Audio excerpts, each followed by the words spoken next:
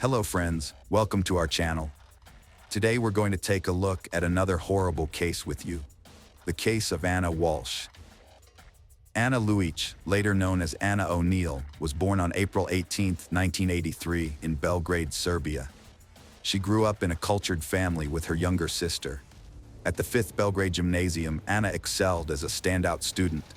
She then attended Belgrade Research University, the most historic and expansive university in Serbia. Anna pursued foreign languages, earning a master's degree in French language and literature at 22. With her diploma, Anna sought a new chapter in the United States, fully supported by her family. In 2005, she settled in the U.S., aiming to further her education in hospitality management. She took administrative roles at prestigious hotels, including the Inn at Little Washington in Virginia. Anna's warm approach, sense of duty, and conflict resolution skills quickly earned her respect from peers and supervisors. Multilingual and charming, she formed connections easily. Beloved by colleagues and friends, Anna seized every chance to shine. She became a U.S. citizen, retaining her Serbian nationality, and enjoyed a high income, investing in property and a car. Her travels further broadened her horizons, and her career flourished, leading to a promotion to senior manager. Anna's captivating qualities, including her intelligence, beauty, slender physique, and radiant smile, drew in numerous admirers. While working at the Wheatley Hotel in Lenox, Massachusetts, she met and fell in love with Marcus O'Neill, the hotel's head chef. Their romance ultimately led to their marriage in 2009, at which point Anna took her husband's last name. Born in July 1975 in Boston, Massachusetts, Brian Paul Walsh came from a prominent, wealthy, and respected family. As a young man, he would frequently borrow money from friends, only to fail to repay them. During his college years, he would invite friends to dine at upscale restaurants, then use various tactics to manipulate others into covering his share of the bill. Brian was estranged from his father, Dr. Thomas Walsh, for many years until the elder's death in 2018. The estrangement dated back to when Brian fraudulently withdrew nearly $1 million from his father's personal account and disappeared with the money. Despite this, Dr. Walsh chose not to report the incident to the police and instead tried to persuade Brian to return the money voluntarily. However, when Brian refused, Dr. Walsh cut off all communication with him. By the time of the theft, Brian's parents had already divorced, and his father had started a new family. In response to Brian's actions, Dr. Walsh decided to remove him from his life and will. After Dr. Walsh's passing, Brian reappeared and filed a lawsuit claiming that the will was forged by the doctor's widow and younger children to deny him his rightful inheritance. However, Brian was unable to prove his claims and received no part of the estate. Those who knew Brian described him as greedy, malevolent, and cruel, with a tendency towards violence and a lack of emotional control. He often relied on force to achieve his goals and became dangerous during bouts of anger. In the late 2000s, Brian received treatment in a psychiatric clinic to address his rage issues, during which he was officially diagnosed with sociopathy.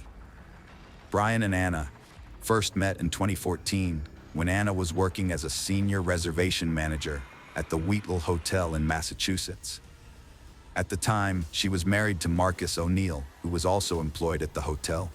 Brian, who was a guest at the hotel, was immediately drawn to Anna's charm. Despite knowing she was already married, Brian continued to show her increasing attention, which eventually became insistent. Used to getting his way, Brian persisted in pursuing Anna, even after she rejected him. He managed to get her phone number and home address where she lived with her husband and began to harass them relentlessly. In 2015, the Anna were forced to seek police protection from Brian's constant harassment, which continued day and night. Brian would show up at Anna's workplace, call her at home, and send her messages, demanding she leave her husband for him. The situation took a dark turn when Brian threatened to harm Anna and her husband if she didn't comply with his demands. What triggered Anna's change of heart remains unclear, but a year after seeking police protection, she unexpectedly divorced her husband. Months later, Brian became her second husband. They settled into a luxurious home in Quezon, Massachusetts, an upscale neighborhood about 20 miles southeast of Boston. They had 3 sons in quick succession, with the boys being 2, 4, and 6 years old at the time of Anna's disappearance. Despite having a demanding job, Anna successfully balanced her career with motherhood, never taking maternity leave. She became the regional general manager at Tishman Speyer, a real estate company, earning a high salary and becoming the primary breadwinner for the family. Due to her frequent business trips to Washington, D.C., she also bought a second home in her name, where she stayed during these trips. To help take care of their children during her absences, Anna relied on visiting nannies. Meanwhile, Brian was unemployed while his wife was building their family and advancing her career. He had spent most of the $1 million he had taken from his father, and all of Anna's acquisitions were registered in her name. As a result, Brian was actively searching for ways to generate effortless income. Before marrying Anna, Brian had formed a connection with a wealthy individual in South Korea, whose family possessed an impressive art collection. After returning to the U.S., Brian maintained this connection and was unexpectedly asked by his friend to assist in selling several Andy Warhol paintings. Instead of just earning a commission, Brian decided to profit from the transaction. He gained access to a series of abstract Warhol paintings titled Shadow and appraised each one, obtaining authenticity certificates. Then, he created copies of both the paintings and documents. Brian found artists who could create precise replicas, convincing them he needed backups, since each original was worth around $250,000.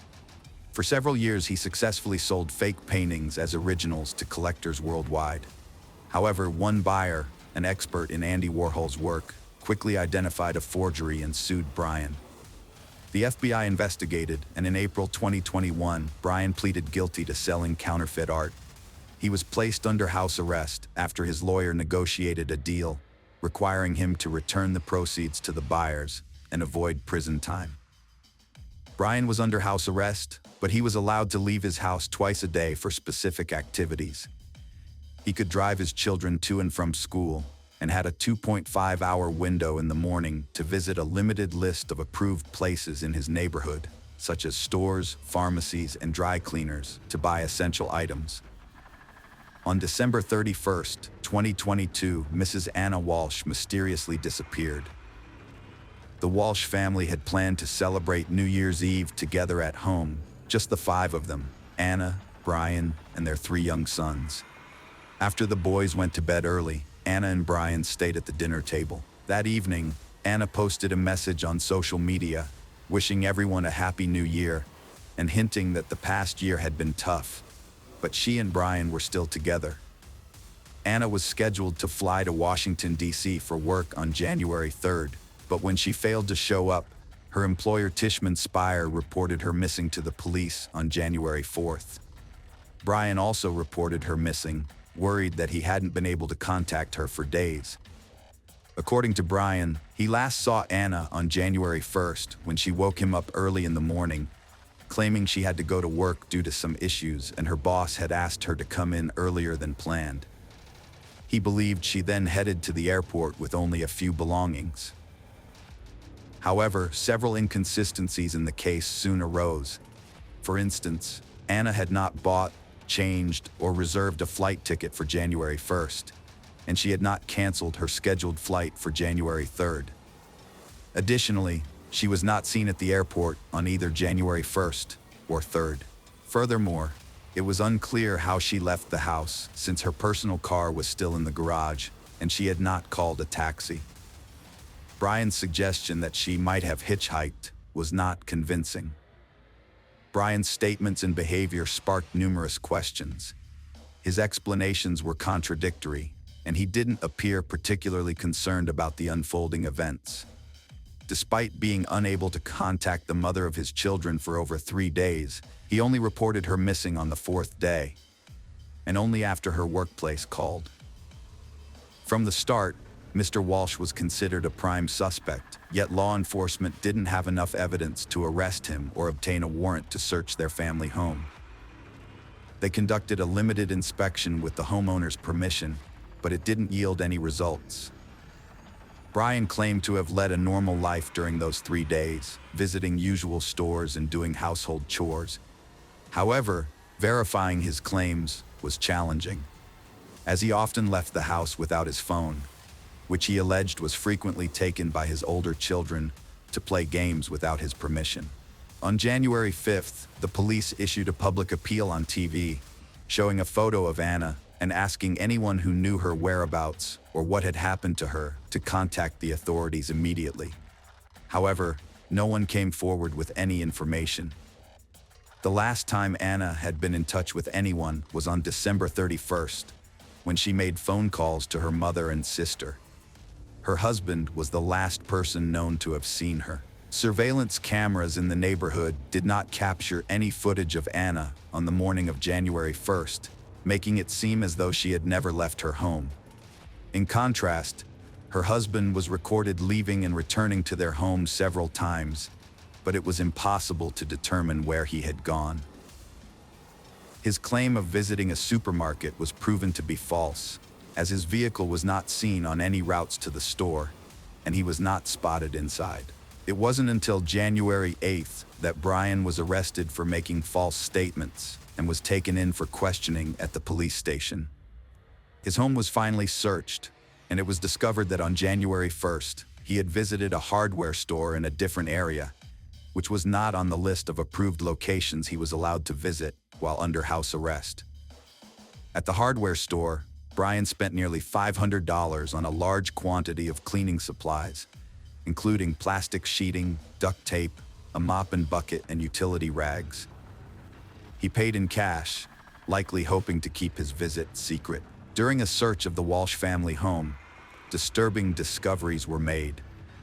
Although the house appeared normal at first, with no signs of struggle or bloodstains, the basement told a different story. Law enforcement officers found smeared bloodstains everywhere, along with a bloodied knife and saw wrapped in towels, hidden among the clutter. Brian had previously admitted to visiting his mother's home on January 3rd, claiming he needed to help her with household tasks due to her poor health. However, after the grim discoveries in the basement, police suspected that Walsh may have disposed of evidence or parts of his deceased wife's body on his way there. They inspected trash bins in the area where the couple lived, as well as along the road to his mother's house, and found a kitchen hatchet with dried blood and several blood-stained towels, similar to those found in the Walsh basement. Forensic analysis confirmed that the blood in the basement on the towels, knife, hatchet, and saw belonged to Anna, confirming her death. The seized laptop and tablet revealed a disturbing search history. Weeks prior to his wife's disappearance, Brian had been actively searching online for information on the most favorable states for divorce in terms of property division.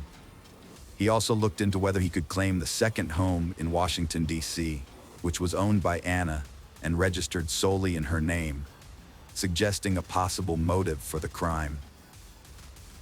One of the earliest searches, made around 4 a.m. on January 1st, was about how long it takes for a body to decompose.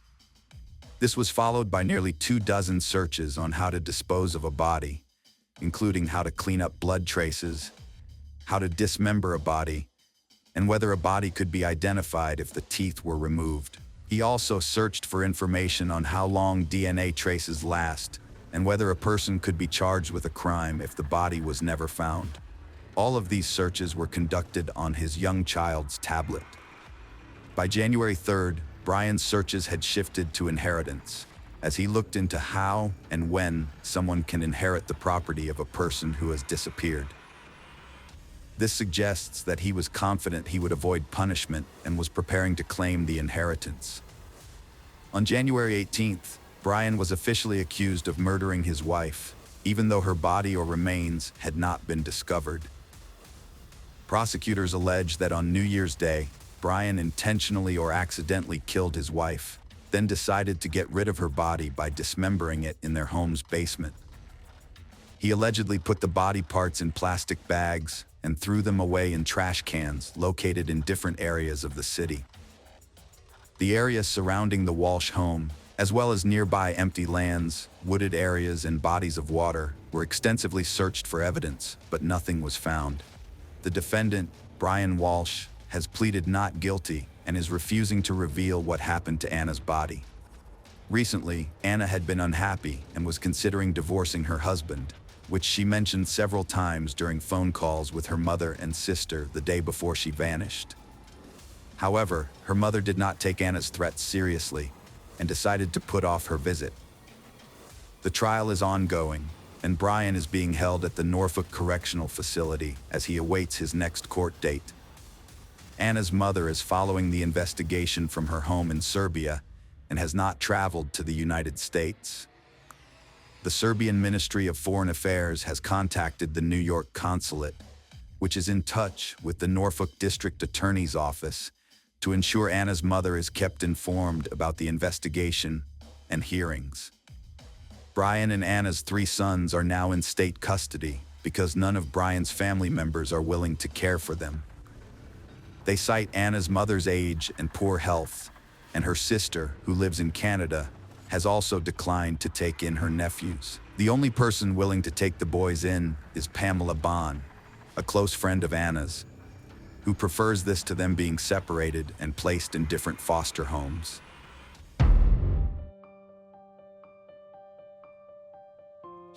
Hello. Today we're going to take a look at another horrible case with you. The case of Ivan Baldelli. Ivan Baldelli was born on June 30th, 1969, in a small town in Southern California. She was the youngest of 3 children born to Marjorie and James Fold, with 2 older siblings, Michael and Michelle. Ivan was especially close to her sister Michelle from a young age. Tragedy struck when Ivan was 13, with the loss of her mother after a long illness. Her father James remarried a year later to Lillian, who turned out to be a kind and caring stepmother. Ivan and her siblings developed a wonderful relationship with Lillian, who treated them as her own. Ivan pursued a good education and experimented with various career paths, but her true passion lay in fashion design. She dreamed of turning her hobby into a successful business. However, her personal life was marked by misfortune. She had 2 failed marriages, the last one ending in divorce from Kevin Baldelli in 2007. Adding to her woes, Ivan underwent surgery in her youth, which was followed by complications that left her unable to have children. After her second divorce, Ivan lived a solitary life in her small apartment, where her only constant companion was her beloved dog, whom she lovingly referred to as her child. Despite her challenges, Ivan remained close to her family, calling her father and sister daily and making it a point to visit them at least once a month. In 2009, as Ivan was approaching her 40th birthday, she met Brian Brimmager, a married Marine with a young son. Despite being committed, Brian was open to an extramarital affair and confided in Ivan about his unhappy marriage, stating that his only reason for not filing for divorce was the welfare of his child. Ivan was taken by Brian's fit appearance and believed him. Having had a loveless marriage, she knew it was tough to leave, especially with kids. She didn't pressure him, thinking his child was the main issue. Little did she know, Brian was a charming liar, using his looks to juggle multiple relationships and fake promises. It became clear that Brimmager, who was married, was having an affair with not 1, but 2 women. One of them was Ivan, and the other was Christine Verhoeven, a beautiful blonde with many influential contacts. Christine worked as an analyst at the White House. When Ivan found out that her lover, Brian, was cheating on his wife with another woman, she decided to take action. Gathering her courage, she called Brian's wife to inform her that her husband was having an affair, not only with her, but also with another woman. This shocking news sparked a major scandal, forcing Brian to make a difficult decision. In the end, he chose Ivan, although it's possible that she influenced his decision. A few months later, Brian officially divorced his wife and moved in with Ivan. At the time, he was still serving in the Marines, but he had been thinking about ending his military career for a while. They seemed genuinely happy, but Ivan's family remained skeptical of her new partner, questioning the sincerity of his feelings for her. In the summer of 2011, Brian started talking about making drastic changes to his life, including leaving the Marines, moving away from the city, and settling down on a tropical island. Ivan shared his vision, supported him in everything, and was ready to follow him wherever he chose to go. She believed she had found the love of her life and adored him. By September, Ivan decided to move to Panama's Carino Island, a tropical haven. Her dream was to open a boutique, creating custom outfits for tourists. In early September, Ivan, Brian, and her dog flew to Panama, then took a ferry to Carino Island, renting an oceanfront house. The island's hot and humid climate attracted tourists, especially divers and surfers, year-round.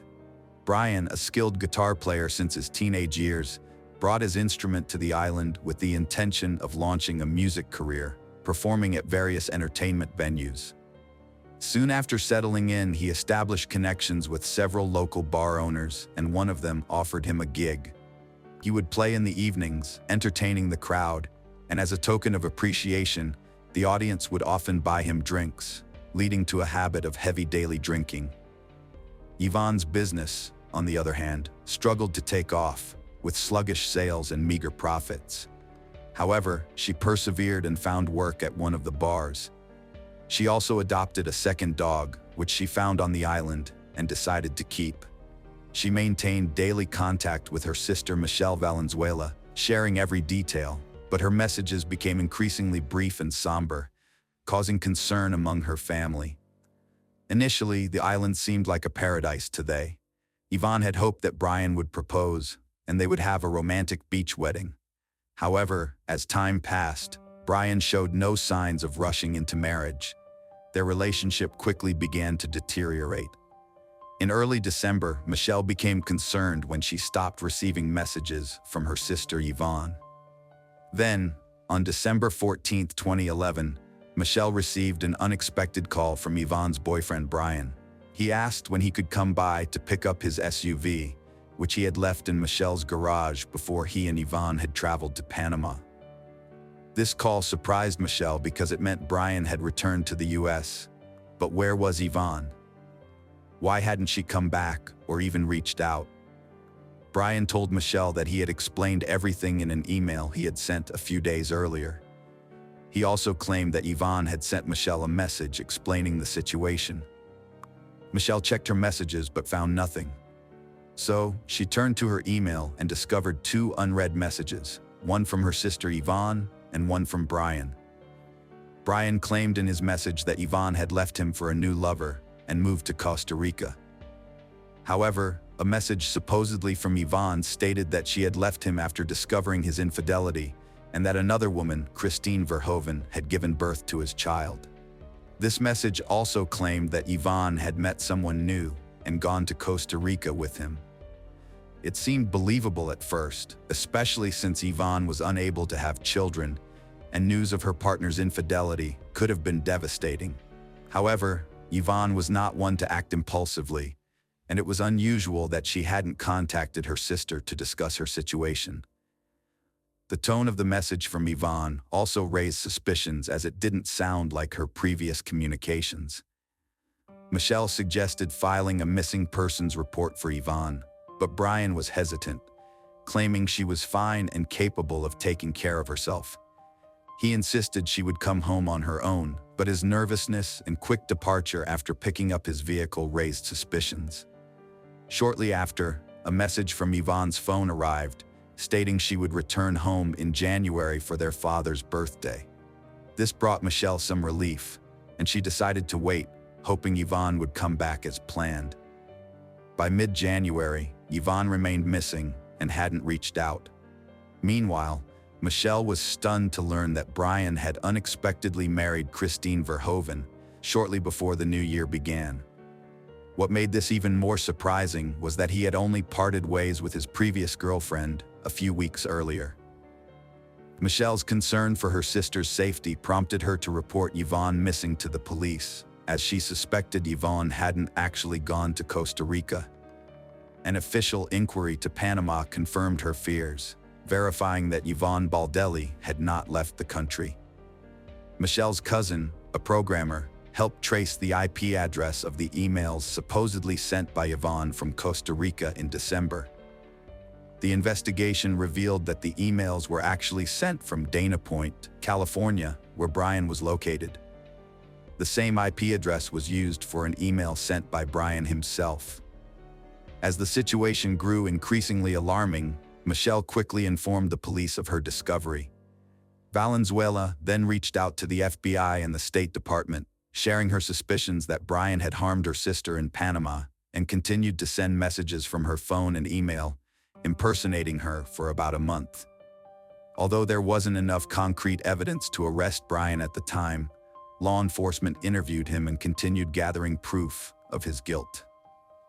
It was discovered that Brian had asked Christine to marry him while he was still in Panama with Yvonne, promising they would soon return and raise their daughter together. However, Christine was not aware that her child's father had gone to the island with another woman, as he had told her he was there on a business trip.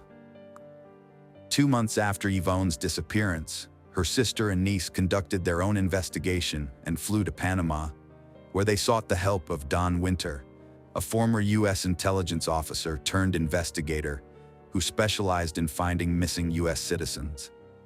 They shared the story of Yvonne's disappearance and the version of events Brian had given.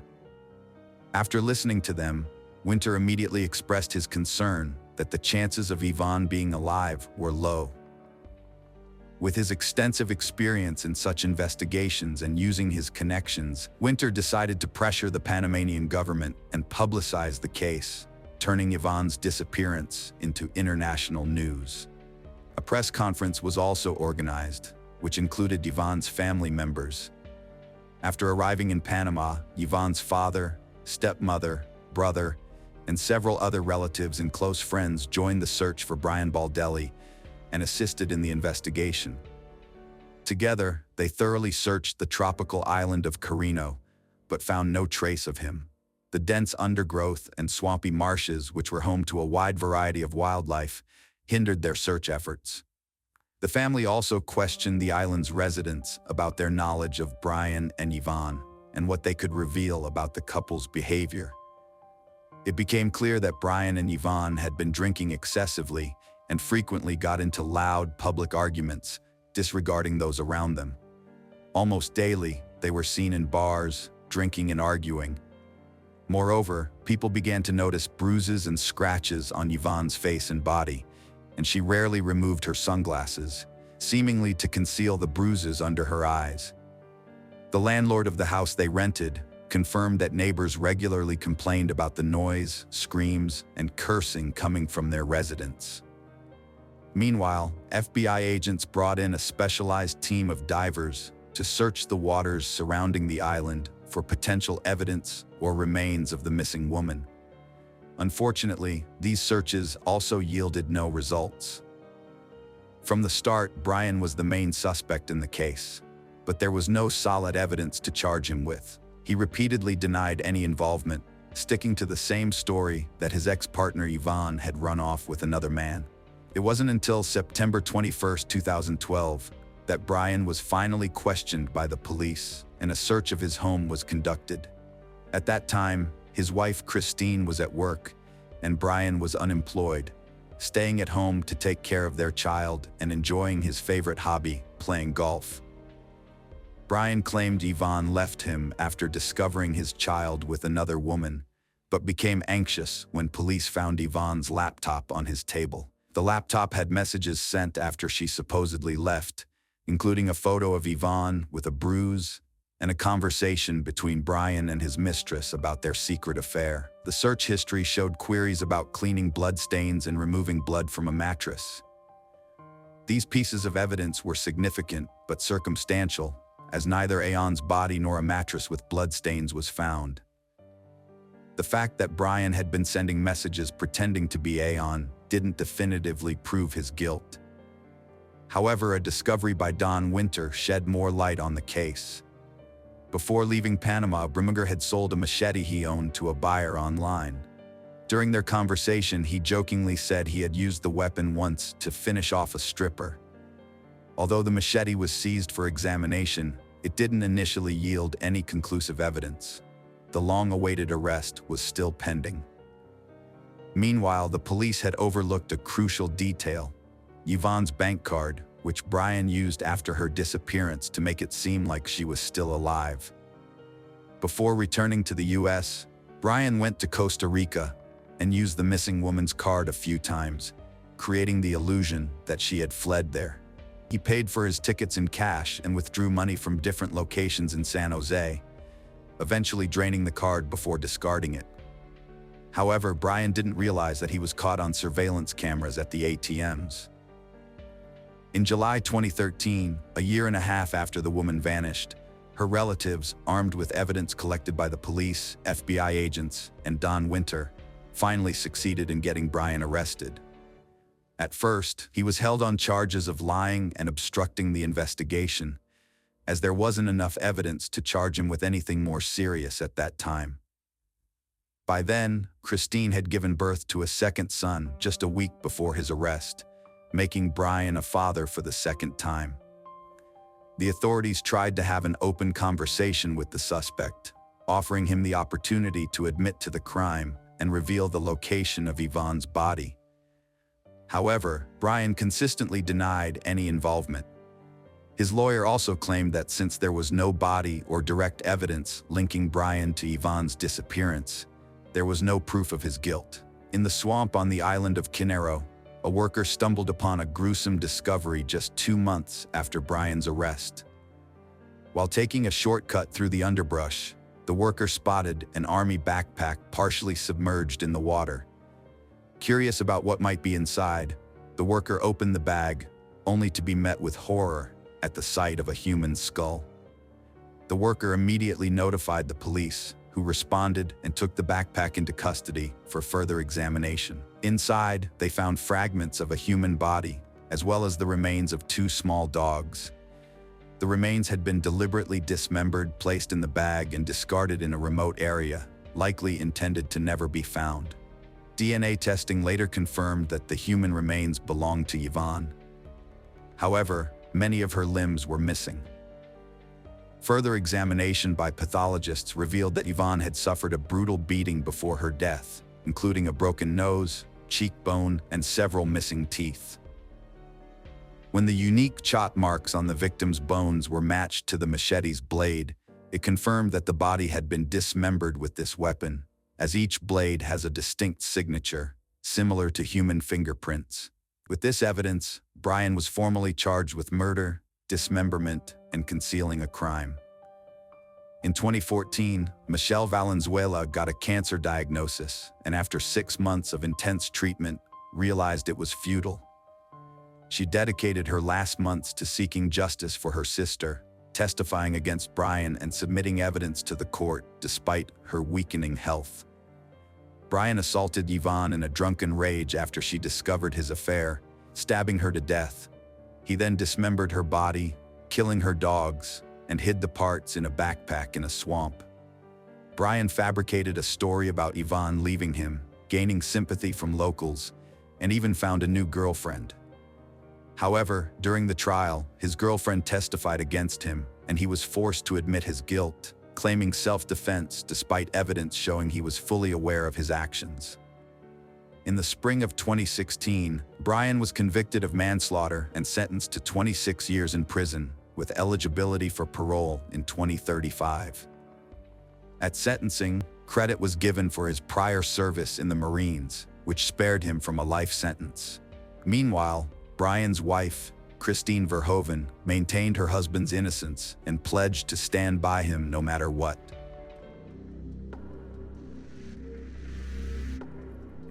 Hello. Today we're going to take a look at another horrible case with you. The case of Borden family.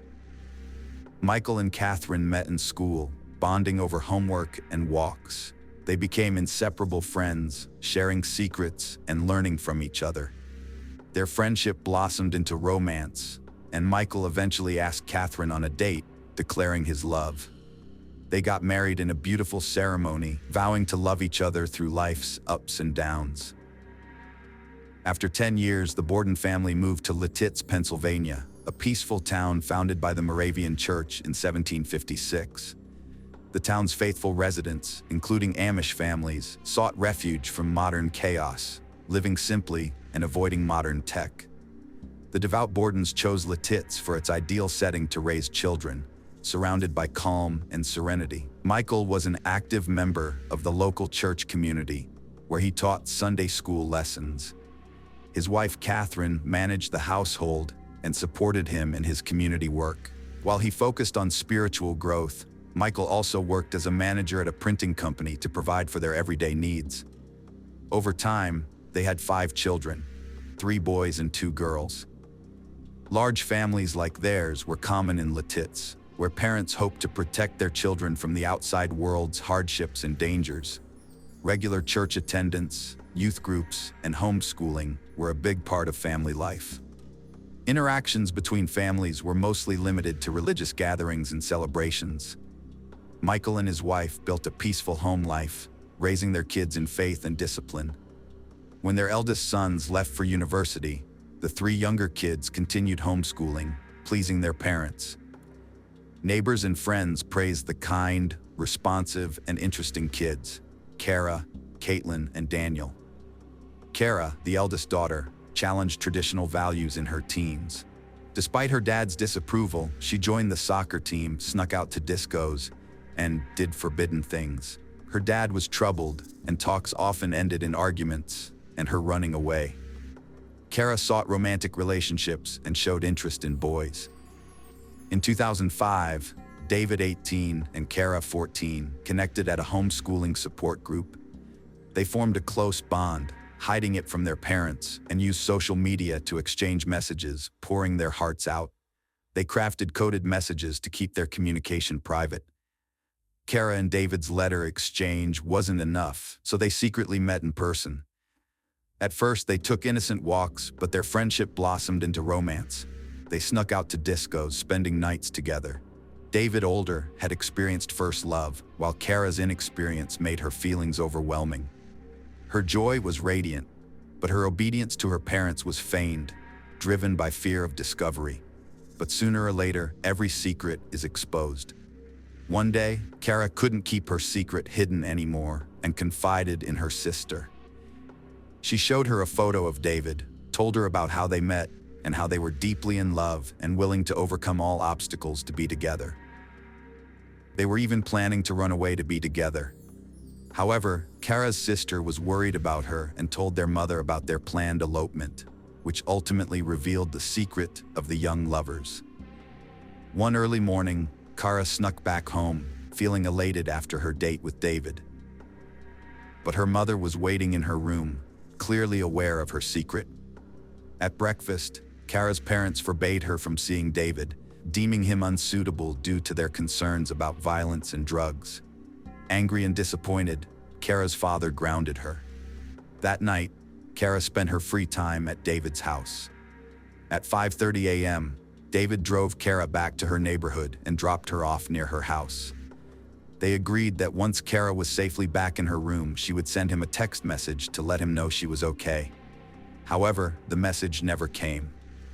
David tried calling her home phone several times and sent her a few messages on social media, but he didn't hear back from her. An hour later, Kara finally got in touch with him, explaining that she had gotten caught by her parents and asked him to come over so they could talk to him. David arrived on time, but Kara's parents were fiercely opposed. Her dad forbade David from seeing Kara, deeming her too young for a relationship. David's declarations of love fell flat, with her dad threatening to call the police if he saw them together again. The emotional confrontation ended with Kara grounded and David leaving, feeling rejected and heartbroken for the first time. The lovers' separation was agonizing. They devised a plan to deceive everyone by pretending to break up while secretly continuing their affair. In public, they convincingly played the part of former lovers, not even greeting each other. Kara's parents were convinced they'd protected her from a youthful mistake. However, David missed Kara terribly, often reading Shakespeare and imagining openly serenading her like Romeo. David Ludwig took drastic measures by calling Kara's home to request a meeting with her father, Michael.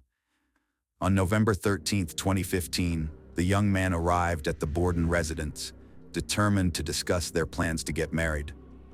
Ludwig confessed his love for Kara and their intentions to Michael, but he received a dismissive response, saying it would never happen. Prepared for this reaction, Ludwig, fueled by anger, pulled out a handgun and shot Michael in the back as he walked towards the front door.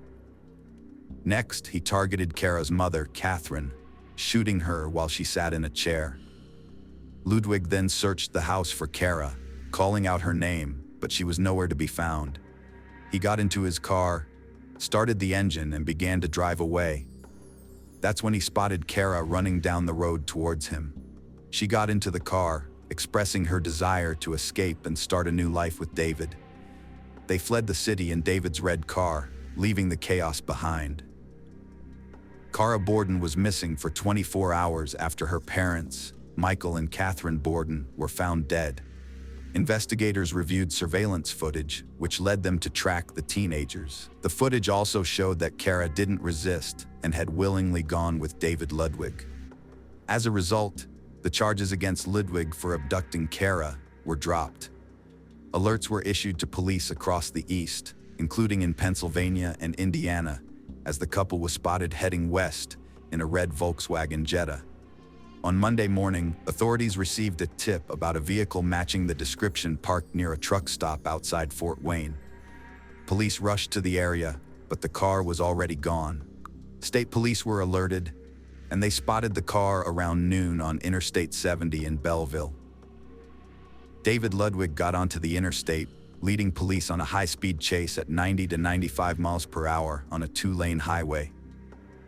According to State Trooper David Couch, who was involved in the pursuit, Ludwig drove extremely recklessly and dangerously, causing multiple accidents, much like in an action movie. The district attorney announced that, despite the initial kidnapping charge being dropped, they would still face charges for the brutal murder of Michael and Catherine Borden. David Ludwig and Kara Beth Borden went on the run following the tragic incident, evading authorities for approximately 28 hours before being apprehended in Indiana. While Kara Beth was not charged with any crime, David Ludwig was detained without bail, facing charges of murder and abduction. In the aftermath, Kara was taken in by relatives and church members for care. David Ludwig was arrested on November 14, 2005, following a high-speed chase that ended with his vehicle crashing into a tree. He was charged with the murder of the Bordens, a crime allegedly committed after a prolonged dispute. Ludwig confessed to 2 counts of intentional harm, stating that he had deliberately intended to shoot the Bordens if they got in his way, and that he did so.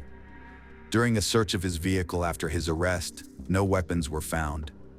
However, when the police searched his home, they discovered an arsenal of 54 firearms, which belonged to his father, a hunter who had taught Ludwig how to handle weapons.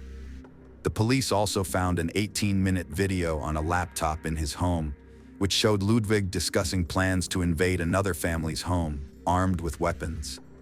The plan was abandoned due to the presence of too many cars. Although the police declared Kara Borden a victim in the case, Ludwig claimed that surveillance footage from various stores along their route would prove that she was not abducted. He did not resist extradition to Pennsylvania, and a judge ordered him held without bail. Ludwig was not represented by an attorney during the charge presentation, and a preliminary hearing was set for November 23rd. The trial of Ludwig, who was responsible for the deaths of 2 adults in front of their children, was brief, as detailed in court documents. Caitlin, Kara's 13-year-old sister, told investigators that her parents were killed after arguing with David Ludwig for about an hour. According to Caitlin, Ludwig shot her father, and she then ran to the bathroom where she heard a second shot, which likely killed her mother. Afterwards, Ludwig ran through the house, calling out to Kara. In June 2006, David Ludwig agreed to a plea deal with District Attorney Donald R. Totaro, who had originally sought the death penalty. As a result, Ludwig pleaded guilty to 2 counts of first-degree murder, among other charges, and was immediately sentenced to 2 consecutive life sentences of 9.5 to 19 years. He was also ordered to pay $125,000 in restitution. Since 2006, Kara Borden has been under guardianship, represented by legal counsel.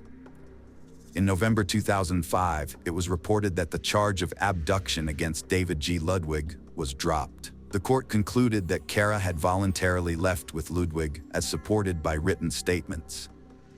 Ludwig's lawyer claimed that Kara had accompanied David voluntarily during their journey through 3 states, and surveillance footage showed that she had multiple opportunities to escape. Kara herself admitted that she had run after Ludwig as he left her house.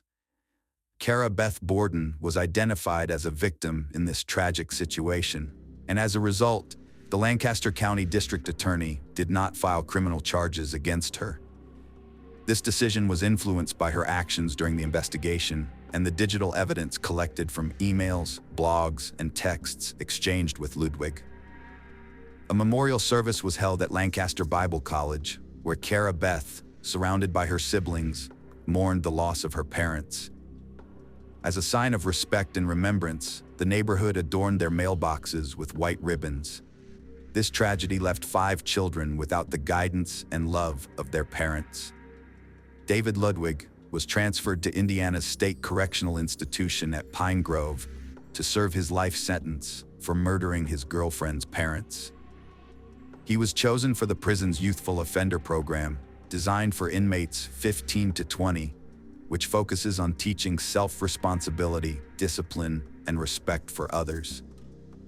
David Ludwig, now 37, is serving 2 life sentences for fatally shooting Michael and Catherine Borden in 2005 after they barred him from seeing their 14-year-old daughter.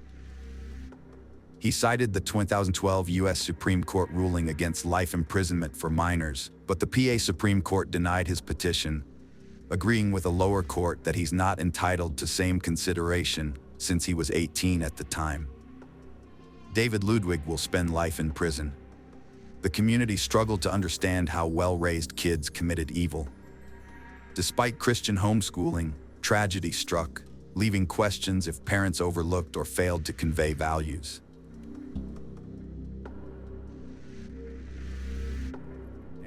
Hello. Today we're going to take a look at another horrible case with you, the case of Kendra Hatcher. Kendra Hatcher was born on February 3, 1980, in Springfield, Sangamon County, Illinois, to Reagan Hatcher and Bonnie Gibson Jameson Colley. Her parents divorced, and her mother later married Bruce Jimon.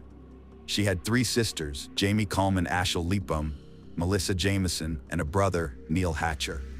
Kendra grew up in Pleasant Plains, where she studied dentistry. After getting divorced in 2010, she moved to Dallas and started working at Smile Zone, a dental studio. As a devout Christian, Kendra wanted to use her dental skills to help others, providing free services to disadvantaged children at the clinic. In her spare time, Kendra was involved in various activities, including teaching Bible studies and participating in volunteer programs. These programs involved building churches abroad and providing free dental services to children in Ecuador. After moving to Dallas, Kendra's professional career took off rapidly. Her personal life also began to blossom when she met Dr. Ricardo Palacios through a dating app on May 24, 2015. Kendra and Ricardo shared similar values, interests, and life goals. Ricardo was completing his dermatology residency at the University of Texas Southwestern Medical Center. Despite having only been together for a few months, they were already discussing their upcoming marriage. A tragic incident in a parking lot took the life of Kendra, cutting short all their future plans. Upon arriving at the crime scene, investigators examined the evidence and initially suspected robbery as the motive, given that Kendra's purse and some valuables were missing. They found bullet fragments and a gun magazine near her body. However, the circumstances of the shooting and the bullet wounds suggested that robbery was not the primary motive. One bullet struck Kendra in the back, while the other hit her in the head. The entry wound was at the top of her head, and the bullet exited through her chin, indicating that she had her hands up and behind her head when she was shot. The murder theory was later confirmed when investigators obtained CCTV footage and reconstructed the events. The footage showed a black Jeep Grand Cherokee entering the parking lot at 7:15 p.m. 30 minutes later, Kendra returned home and parked in the same garage. Shortly after, a man approached her, shot her, and then ran to the side before jumping into the Jeep and driving off. Although the video quality was poor and the crime scene was not clearly visible, the authorities were unable to identify the assailant. However, they put the vehicle on a wanted list and appealed to the public for assistance. A man named Ortiz contacted the police after recognizing his car and footage related to the shooting. Ortiz claimed that, although the car belonged to him, he was not involved in the shooting and was not driving it at the time. He explained that, on the morning of September 2nd, he had lent his Jeep to two of his girlfriends, Brenda Delgado and Crystal Cortez, who asked to borrow it until the evening. Later that evening, Brenda called Ortiz to meet her at a restaurant where they were at the time of the crime. Meanwhile, Crystal Cortez drove the Jeep back to Ortiz's house.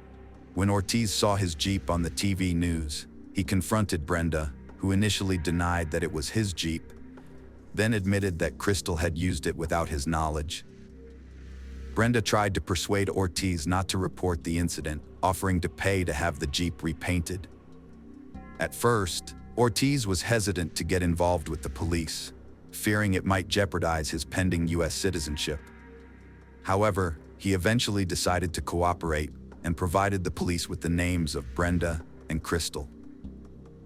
The police then tracked the movements of the Jeep on the day of the crime and located the two women. Brenda Delgado was the first to be questioned, but she claimed to have no knowledge of Kendra Hatcher and provided an alibi, stating she was at a restaurant with Ortiz at the time of the crime and produced receipts as proof. However, as the investigation continued, the truth slowly emerged, revealing the attempts by the perpetrators to conceal their involvement. Brenda Delgado came from a modest family. Her parents, Luis and Maria, immigrated to Dallas from Mexico, where her father worked in a factory. Brenda excelled academically and dreamed of attending medical school, but her parents couldn't afford the tuition. After high school, she continued to live with her parents, working as a dental assistant and at a spa, while still aspiring to a more affluent and beautiful life. Brenda balanced her dental assistant job with spa work, where she whitened her teeth. In 2012, she fell for Ricardo at a Jennifer Lopez concert. 3 months later, she moved in with him. Ricardo was smitten, meeting her parents, and Brenda gushed about her love in a Facebook birthday post. Brenda discovered she was pregnant, but Ricardo convinced her to have an abortion, leaving her devastated. After recovering from the ordeal, Brenda focused on her career and her beloved Ricky. She enrolled in Stanford that fall. Although it seemed like Brenda had moved on from the breakup, she was still hurting. Her obsession with Ricardo intensified, and when Ricky posted a photo with his new girlfriend, Kendra, a model-like beauty, Brenda was consumed by dark thoughts. Those close to her claimed she fantasized about harming Kendra. Investigators suspected Brenda had a strong motive to harm her rival. Ricardo confirmed that Brenda Delgado was his ex-girlfriend, and they had an on-again, off-again relationship from 2012 to 2015. They broke up a few months before Ricky met Kendra. Despite this, Ricardo believed he and Brenda remained friends and didn't think there was any bad blood between Brenda and Kendra.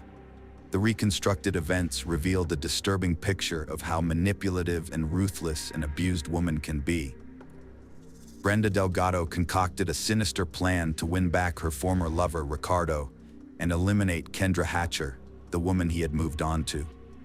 Initially, Brenda posed as Ricardo's supportive friend, pretending to take an interest in his relationship with Kendra. Unbeknownst to Ricardo, she gathered information about their future plans, which he naively believed was genuine concern. After Kendra's death, Ricardo confided in Brenda via text message, pouring out his grief. Brenda feigned sympathy, offering to help him in any way possible. Unaware of her true intentions, Ricardo trusted her completely. What he didn't know was that Brenda had been secretly manipulating him for months. She had been snooping on his mail, learning about his plans with Kendra, including their travel arrangements. This discovery fueled her anger, and she became fixated on eliminating Kendra, whom she believed had usurped her place in Ricardo's life. Brenda took control of Ricardo's phone account and used it to stalk him, keeping close tabs on his activities and those of his girlfriend Kendra. This obsession soon became her sole purpose in life. Brenda's fixation on stalking eventually led her to quit her job and dedicate all her time to achieving her twisted goals. Over time, she devised a cruel and terrifying plan to murder Kendra and take her place beside Ricardo. To put her plan into action, Brenda approached several acquaintances with an offer to harm Kendra in exchange for money. She eventually found a 21-year-old single mother, Crystal Cortez, who was struggling financially and willing to assist her. Crystal recruited a perpetrator, Christopher Love, who agreed to commit the crime. Brenda paid Crystal $500 and provided her with illegal substances, which Crystal then passed on to Christopher. Several women were tasked with following Kendra to learn her daily routines and identify the best location and time to carry out the crime. On September 2, 2015, they borrowed Jose's car. Crystal and Christopher lay in wait for Kendra in the parking lot, but lost their nerve and didn't follow her home from work due to fear of getting stuck in traffic. Later that evening, they finally carried out their sinister plan and were rewarded for their efforts.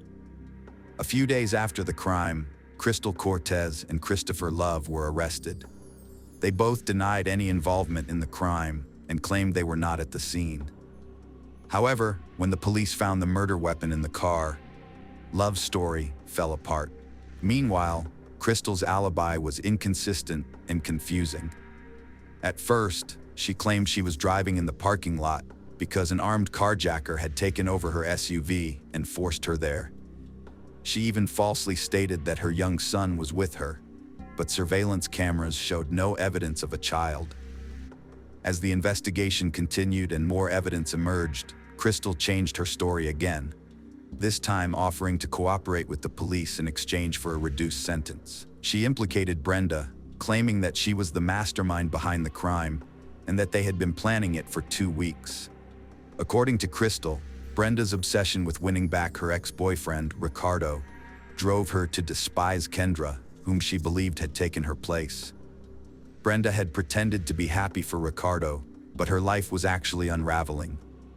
According to Crystal, Brenda decided to get rid of Kendra Hatcher at this point. In Crystal's testimony, she detailed how Brenda devised a plan to kill Kendra, enlisting her support. Brenda and Crystal started formulating a plan to kill Kendra, meeting several times and developing multiple plans. Initially, they planned to inject Kendra with illegal substances or sedatives and then dispose of her body. However, to avoid suspicion, Brenda needed a reliable enforcer and began looking for one. They drove around rough neighborhoods, asking people if they could help, which led them to Christopher Love, who agreed to help and participated in deciding the method of the crime. The three of them decided that shooting Kendra would be the quickest way to kill her. Crystal cooperated with authorities, revealing September 2nd wasn't a random choice. Brenda knew Kendra and Ricardo were going to Mexico, so they decided to kill Kendra before their trip. They wanted it to look like a botched robbery. Brenda and Crystal tracked Kendra's movements for days, noting her activities minute by minute. They traced her route home and entered the apartment complex's parking garage on September 1st, 2015, to set up the crime. Brenda and Crystal made a final check on the day of the crime. They picked up the Jeep and Christopher, dropping Brenda at the library to establish an alibi. Crystal and Christopher waited near Kendra's apartment, then followed her, losing her in traffic. They waited at her house, and when she arrived, Christopher shot her. Crystal claimed she didn't see it but heard the shot. She drove Christopher home, picked up her son, and returned the Jeep to Jose. Brenda's plan had finally come to fruition. She had eliminated her rival, and all she had to do was wait for a message from her beloved Ricardo. Brenda was thrilled to have committed the perfect crime. However, Crystal's subsequent confession and testimony against Brenda left no doubt about her guilt, and a warrant for her arrest was promptly issued. When the police arrived with the warrant, Brenda was no longer at home, having fled to Mexico using her dual citizenship. Brenda's involvement in a contract killing came to light after she fled, and on April 6, 2016, she was placed on the FBI's wanted list. With a $100,000 reward offered for information about her, she became the 9th woman to ever be listed among the most wanted fugitives, and the only woman on the list at the time. However, her freedom was short-lived, as she was apprehended just 2 days later in Torreon, Coahuila, by Mexican authorities, who extradited her to the United States on October 6, but only on the condition that she would not face the death penalty. Brenda was charged with capital murder in the U.S. At her 2017 Texas trial, relatives of Kendra and Ricardo spoke out. Witnesses testified, confirming Brenda's intentions and obsession with her ex. Her cousin Moses revealed Brenda's depression and her attempt to hire him to hurt Kendra. Brenda was obsessed with Ricardo, said friend Jennifer Escobar. Brenda read Ricardo's emails, tracked his movements, and had his house key and bank access. She asked Jennifer to kill or disable Kendra Hatcher, offering $2,000, a car, and drugs. Jennifer refused after consulting her parents. In court, multiple people who knew Brenda testified about her obsession, and it was established that Brenda had a motive to want Kendra dead. She viewed Kendra as an obstacle to getting what she wanted, specifically reuniting with Ricky. In the months leading up to Kendra's death, Brenda's obsession grew increasingly intense, as corroborated by evidence presented in court. This evidence included an ATM withdrawal receipt for $500, which Brenda later gave to Crystal as payment for her role, as well as a $600 cash payment received by Christopher Love. Furthermore, cell phone records revealed that Brenda, Crystal, and Christopher were together before the crime, with over 99 calls exchanged between Brenda and Crystal between August 22nd and September 4th, demonstrating their frequent communication to discuss the plan to kill Kendra Hatcher. Despite an alibi and receipts showing she was at a restaurant, the jury quickly found her guilty of Kendra Hatcher's murder. Delgado was sentenced to life without parole. Crystal Cortez, who cooperated with the investigation and pleaded guilty, received a 35-year prison sentence with parole eligibility. The Hatcher family expressed satisfaction with the court's decision and quietly left the courtroom following the verdict. On the other hand, the Delgado family, who knew Brenda as a loving daughter and woman with strong Christian values, refused to believe she was involved until the end.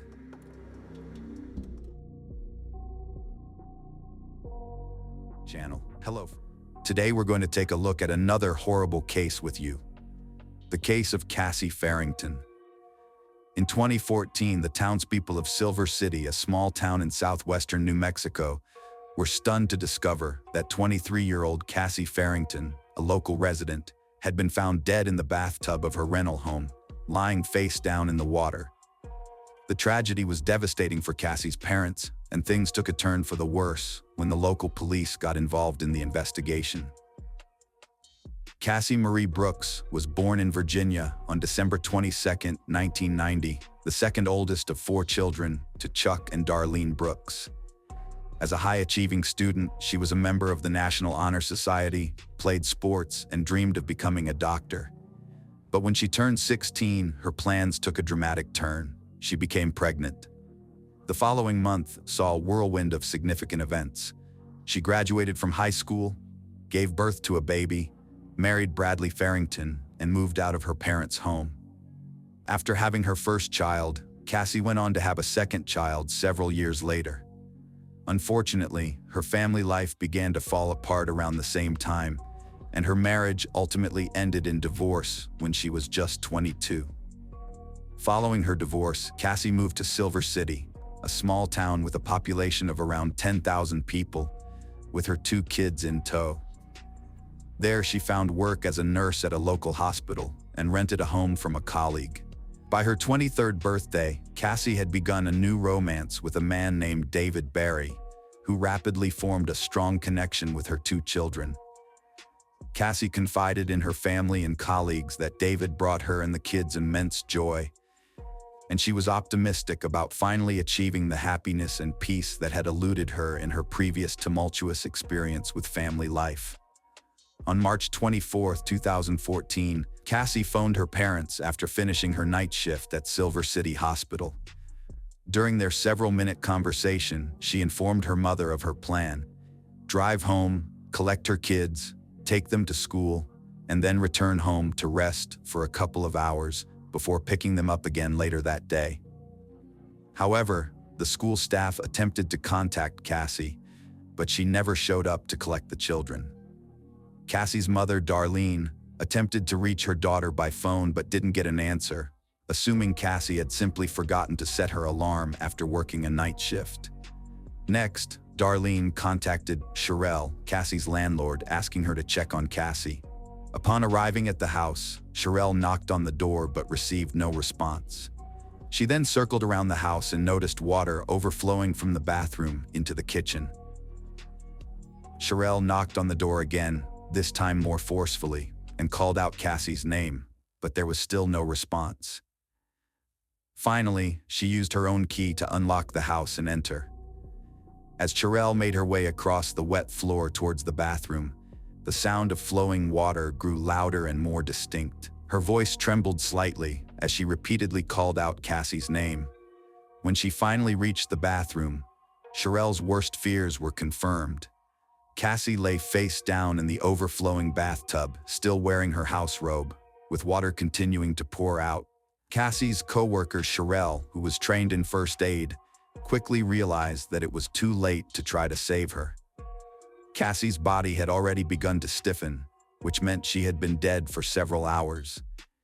Sherelle immediately called 911 to report what had happened, and soon paramedics and police officers arrived at the house. Sadly, Sherelle also had to call Cassie's parents to break the devastating news that their daughter had passed away. As Sherelle waited for the paramedics to arrive, she thoroughly searched the house and made a disturbing discovery. In the second bathroom, located in a different part of the house, she found that the faucet was open and water was continuously flowing. Fortunately, this bathroom was equipped with an overflow protection device, which prevented the excess water from flooding the floor. Instead, it was safely draining away. Sherelle's attention was also drawn to the towel rack, which had been ripped from the wall and was now lying on the floor. Chuck and Darlene immediately stopped what they were doing and rushed from their home in Arizona to Silver City upon receiving the news. A couple of hours later, they arrived at the house where their daughter's lifeless body had been found. At that point, the police were already on the scene, and their investigation revealed that there were no signs of forced entry into the house, as all the locks were still intact, the windows were closed, and the glass was unbroken. Valuables that might have been stolen in a break-in were left untouched in the house. This led the local police chief to ask Cassie's parents if she had a history of suicidal tendencies and if she had any reason to take her own life. However, Chuck and Darlene strongly denied this possibility, insisting that Cassie would never do such a thing because she would not put her children through such distress. Despite their objections, the police chief repeatedly suggested that Cassie had likely orchestrated her own disappearance, almost as if he was trying to convince them of this theory. Normally, a thorough investigation of the accident scene would take days, but in this case, the police left the premises just a few hours after the body was discovered, informing Chuck and Darlene that they were free to use the house. This haste puzzled Cassie's parents, and they decided to conduct their own investigation of the house. Upon inspection, they found water still in the bathtub, and when they emptied it, they noticed black streaks on the sides, similar to the marks left by rubber-soled shoes on the floor. Furthermore, they discovered various personal belongings of Cassie's scattered around, including her glasses, hairband, and a coat hanger. With all of these circumstances, Chuck and Darlene suspected that the authorities might be trying to hastily close their daughter's case as non-criminal, particularly since the police hadn't searched the house for fingerprints. It wasn't until they made a call to the DA's office that the police seemed to put in more effort, or at least gave the appearance of doing so. They likely would have preferred to close Cassie's case earlier, but the medical examiner's report made that impossible. The report revealed that Cassie's body had multiple bruises, including on her neck, and the forensic medical examiner's conclusion was that her death was a homicide, although the exact method was not specified. The scene of the crime was no longer helpful because the property owners had cleaned up and made minor renovations after the incident. As a result, the police had no new information to share with Cassie's parents over the months. The police investigated David Barry, the man Cassie had met before her death, but he was ruled out as a suspect due to his solid alibi. As time went on, Cassie's parents grew increasingly convinced that the local police were not doing enough. It wasn't until Chuck and Darlene met with the chief district attorney again and requested action be taken against Detective Jose Sanchez, who was in charge of the investigation into their daughter's death, that things started moving forward. After reviewing the case file, the district attorney agreed that Sanchez had made numerous errors. As a result, Sanchez was taken off the case, and a more seasoned detective was assigned to take over. The new detective immediately focused on the individual that Chuck and Darlene suspected was responsible for their daughter's death. From the beginning, Cassie's family and close friends were convinced that only one person had a motive to kill her: her ex-husband, Bradley Farrington. At the time of her death, Cassie and Bradley were in conflict and engaged in a bitter custody battle over their children. It was likely that the court would have ruled in favor of the children staying with their mother.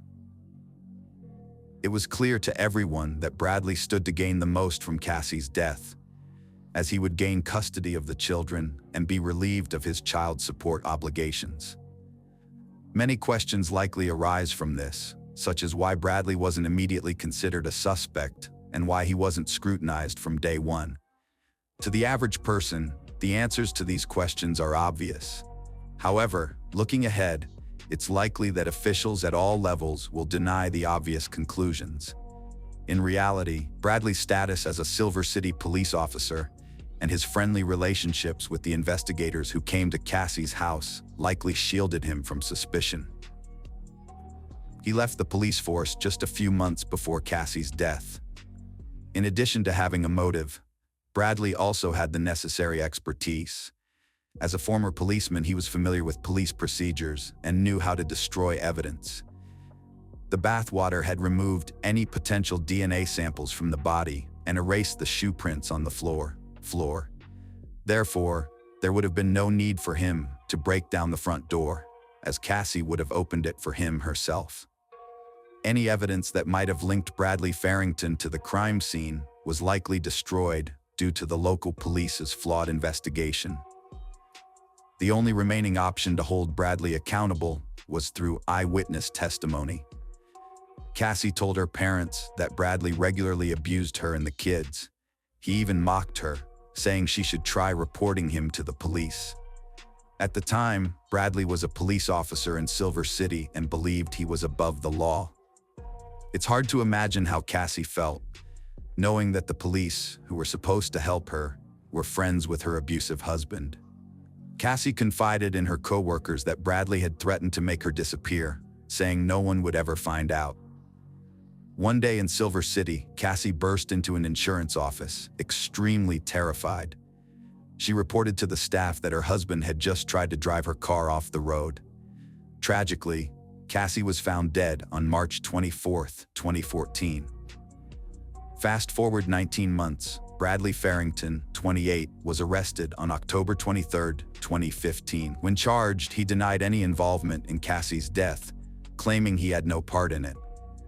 Because of the local police officer's misconduct, there was no physical evidence connecting Farrington to his ex-wife's death.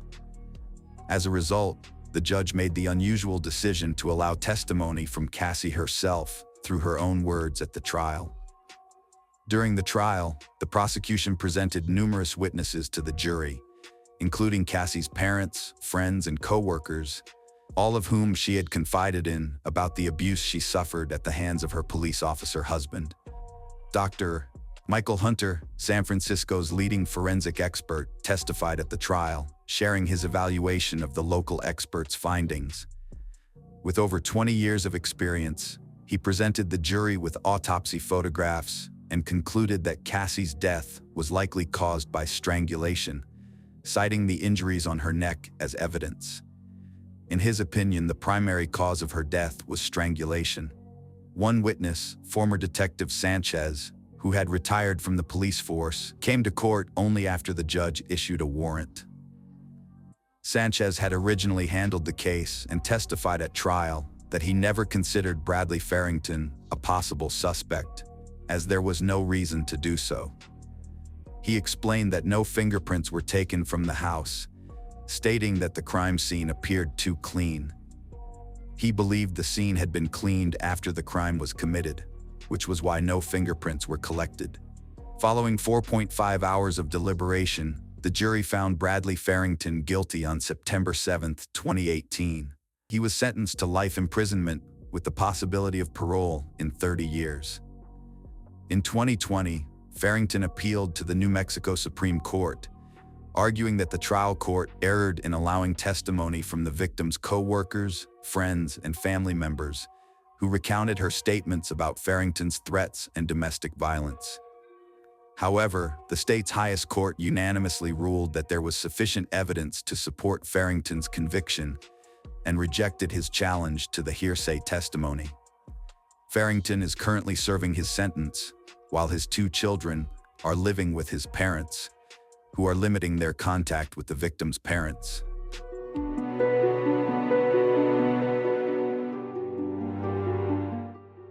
Hello. Today we're going to take a look at another horrible case with you, the case of Anya Fat. On April 5, 2024, just before midnight, a woman eagerly anticipates returning to her apartment after her travels. Anya Fat is more than just a pretty face. She is a single, successful businesswoman who earns a living by selling products online. She lives comfortably, indulging in luxury handbags, expensive jewelry, and stylish clothing, and takes care of herself. She was seen driving back around 11:40 p.m., and now she's in her apartment building, taking the elevator up to her home on the 10th floor. She has her earphones on, chatting on the phone while gripping the handle of her green suitcase. On the other end of the call is her friend. Let's call her Anna. Their conversation is casual, discussing her trip and planning when they'll meet again, and how Anya Fat can't wait to take a hot shower and head to bed. Anna hears Anya Fat's keys jingle as she unlocks the door to her 10th floor apartment. Anya Fat had previously expressed her love for this cozy little lakeside apartment, especially appreciating the access to a swimming pool just 1 floor below, a fitness center, and most importantly, the peace of mind provided by living in a secure complex. This was crucial for Anya Fat, who lived alone and was wary of the frequent break-ins and robberies in the ground floor houses in the area. However, no one could have foreseen the tragic turn of events that was about to occur. Anna hears Anya Fat open the door and enter, followed by a loud scream and then silence. The line goes dead, naturally alarming her. She frantically tries calling back several times, desperate to reach her friend, but to no avail. Aware that something is wrong, Anna wants to check on Anya Fat, but doesn't want to go alone, so she decides to call a mutual friend. Let's call him Benny. She quickly explains the situation to Benny, who, being the helpful and reliable friend that he is, agrees to drop everything and accompany Anna to Anya Fat's apartment complex. It's now 1 a.m. when Benny picks her up and they drive over to the complex. They approach the security guard on duty, inform him they are guests, and explain that they heard their friend scream and haven't been able to contact her since. The guard explains that at this late hour, he cannot simply sign them in as guests without an invitation from a resident, who again at this hour is likely unavailable. Nevertheless, he agrees to buzz Anyafat's apartment to check if she's okay. When there's no answer, he suggests they wait a few minutes in case she's sleeping. Anna and Benny insist they cannot wait and urge him to check on her. After a few minutes of back-and-forth discussion, the security guard finally agrees to accompany them to Anyafat's apartment. He retrieves the master key and leaves a note for any visitors, informing them that he will be back shortly. The three of them then take the elevator up to Anyafat's 10th floor residence. The guard rings the doorbell and knocks, identifying himself, but still receives no response. Now increasingly worried, Anna and Benny urge him to open the door. Reluctantly, he agrees and uses his master key to unlock the door. It is now 1:22 a.m., nearly an hour and a half since Anna last spoke with her friend. The apartment is pitch dark and the guard reaches for the light switch. He also calls out, announcing his presence to anyone who might be listening, stating that he's entering the apartment to ensure everything is okay. As soon as the guard flips the light switch, the three of them freeze. The apartment is in complete disarray with drawers open and clothes and belongings strewn about. It looks thoroughly ransacked, but what truly shocks everyone is the sight of a body lying face down in a massive pool of blood. Anna screams involuntarily, recognizing her friend's general shape, clothes, and hair. The rest is a horrific, bloody mess. It's clear that someone brutally attacked her and left her to bleed out. Benny tries to console Anna, but there is nothing they can do. The guard checks for a pulse, but it is evident that Anyafat has been gone for quite some time. They immediately called emergency services, and police from the nearby Ratan Tibet police station arrived swiftly, cordoned off the area, and began the investigation. An examination of Anyafat's body revealed multiple stab wounds to her neck, face, and arms, the latter being defensive wounds indicating she fought back. Her time of death was approximately established as 2 hours before their arrival, aligning with when Anna heard Anyafat scream. A medical examiner would later determine the fatal wound was to her neck, likely severing her carotid artery, which explained the massive blood loss. The carotid artery, being one of the largest in the body, is responsible for transporting blood from the heart to the rest of the body. No doubt there was a struggle filled with adrenaline, and her heart must have been beating fast, leading to even more blood loss. The only small comfort is that she likely passed out within seconds and did not suffer long. Now the police and the specially authorized journalists at the crime scene in Thailand have one goal: to find whoever was responsible for this gruesome end. Initially, the scene suggested a robbery gone wrong, but there was a possibility that the scene was staged to disguise an ulterior motive. The police questioned her friends about whether Anna had any enemies, debts, or any dealings that might provide a motive for someone to harm her. However, both friends were adamant that they knew of no one that would want to harm Anyafat. Continuing their investigation in the apartment, the police discovered a bloody footprint on the balcony, suggesting the intruder may have escaped that way. However, this seemed unlikely, as the large gaps between each apartment floor made it difficult for someone to climb down. It is possible they used a rope or dropped down to the swimming pool deck 1 floor below.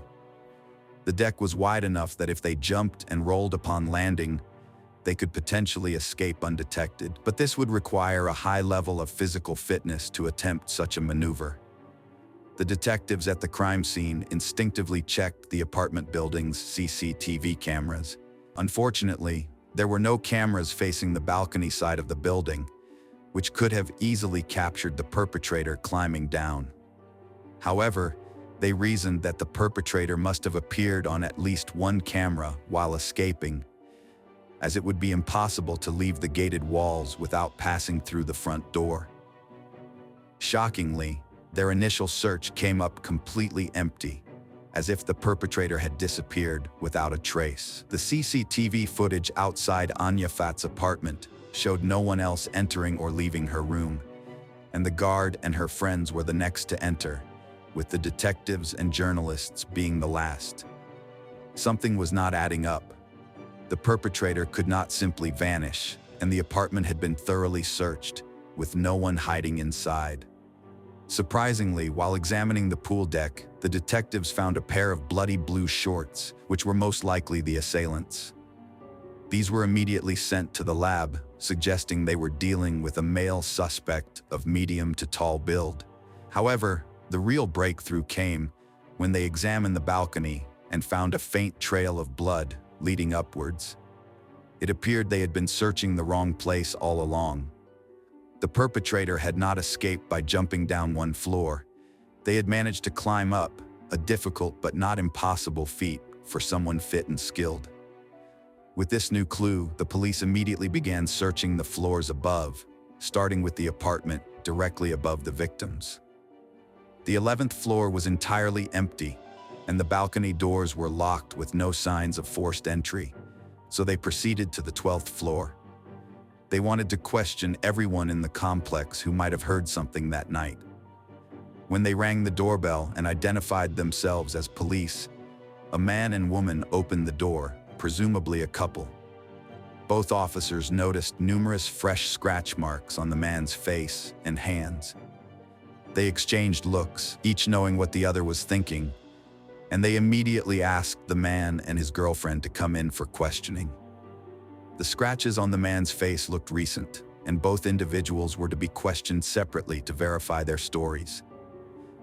The man identified himself as Lieutenant Girat, a 32-year-old who worked at the Royal Thai Armed Forces headquarters. Girat claimed he lived with his girlfriend and was home alone that night, staying up late doing chores to prepare for the upcoming week. He said he didn't hear any screaming, had never seen the victim before, and wasn't even aware she lived in the apartment complex. He explained that he was up doing laundry and cleaning the apartment before his girlfriend's arrival that night. Everything seemed to be going as normal until he was questioned about the scratches on his face. His demeanor changed, and he said he had a fight with his girlfriend that night. When probed further, he became guardedly.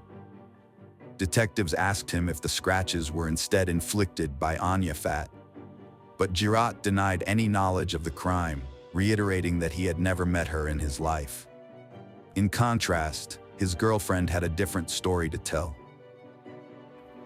She arrived home that night on April 7th around 1:55 a.m. and noticed her boyfriend doing laundry and cleaning their apartment, which surprised her, but she didn't think much of it at the time.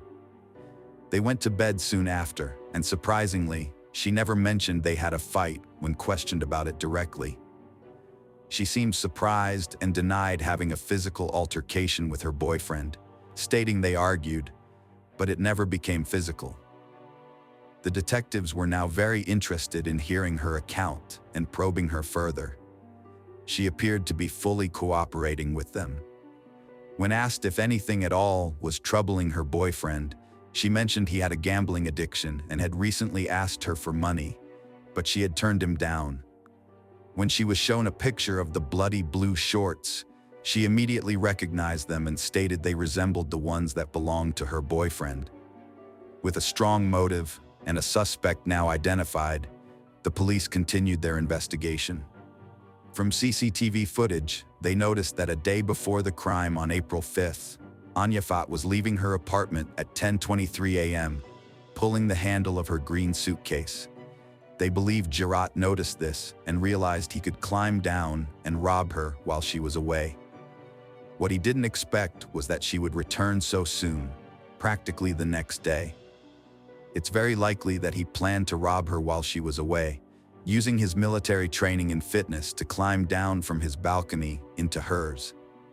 Unfortunately, she had left her balcony door unlocked, and as he was stealing from her apartment at midnight, she just so happened to return home, completely catching him off guard. As a quick reminder, she returned less than 48 hours later, seen driving back around 11:40 p.m. and entering her home around midnight. After Anya Fat entered her apartment while on call with her friend, what happened next was unforgivable. Girat lay in wait for her, and when she least suspected, he attacked, stabbing and killing her in a brutal manner. She fought back valiantly, but caught off guard and overpowered. There was little she could do to defend herself. I must say this is speculation on my part and based on the latest news of this case. The case is yet to go to trial, and there's always a chance that despite how things may seem on the surface, the truth can be something completely different. Now, disclaimers aside, if you continue watching, I'll go through all the evidence uncovered that seems to point pretty conclusively that Juraj indeed was the one who committed the crime. After placing Juraj under arrest, the police obtained a warrant to thoroughly search his apartment. Further reviewing the CCTV footage from that night, Juraj can be seen outside his apartment after the murder, throwing away garbage and other items in the trash. Strangely, he stops for a moment and glances at the CCTV camera. This behavior is unusual for someone who lives in the apartment and must have passed by that camera hundreds of times before. These small behavioral clues seem innocuous by themselves, but when added together, they become greater than the sum of their parts. Within Juraj's apartment, detectives found what they consider the primary evidence incriminating him in the robbery and murder of Anya Fat that night. They discovered jewelry that belonged to her hidden inside the mouth of an M&M figurine. Furthermore, they quickly found the probable murder weapon as well, a pair of blue scissors with blood stains on them. Unless this evidence was planted, it is puzzling why Juraj would have in his possession the jewelry that belonged to Anya Fat and the alleged weapon in his apartment. Why didn't he at least dispose of the murder weapon when he was throwing away the trash? It seems almost too convenient to find such compelling evidence linking him to the crime in his apartment. However, this is a real-life criminal case, and the actions and motivations of people don't always follow what we would expect to find in an ideal scenario. Police are still uncertain about how Juraj's bloodied shorts ended up on the 9th floor. A TV station speculated that he simply discarded them, suggesting that the man may be mentally unstable. In any case, there is now substantial evidence to build a strong case against him. Since Juraj is an active member of the Thai military, he will be tried in a military court according to the nation's laws. Detectives have already handed over their files and case materials to the military prosecution team.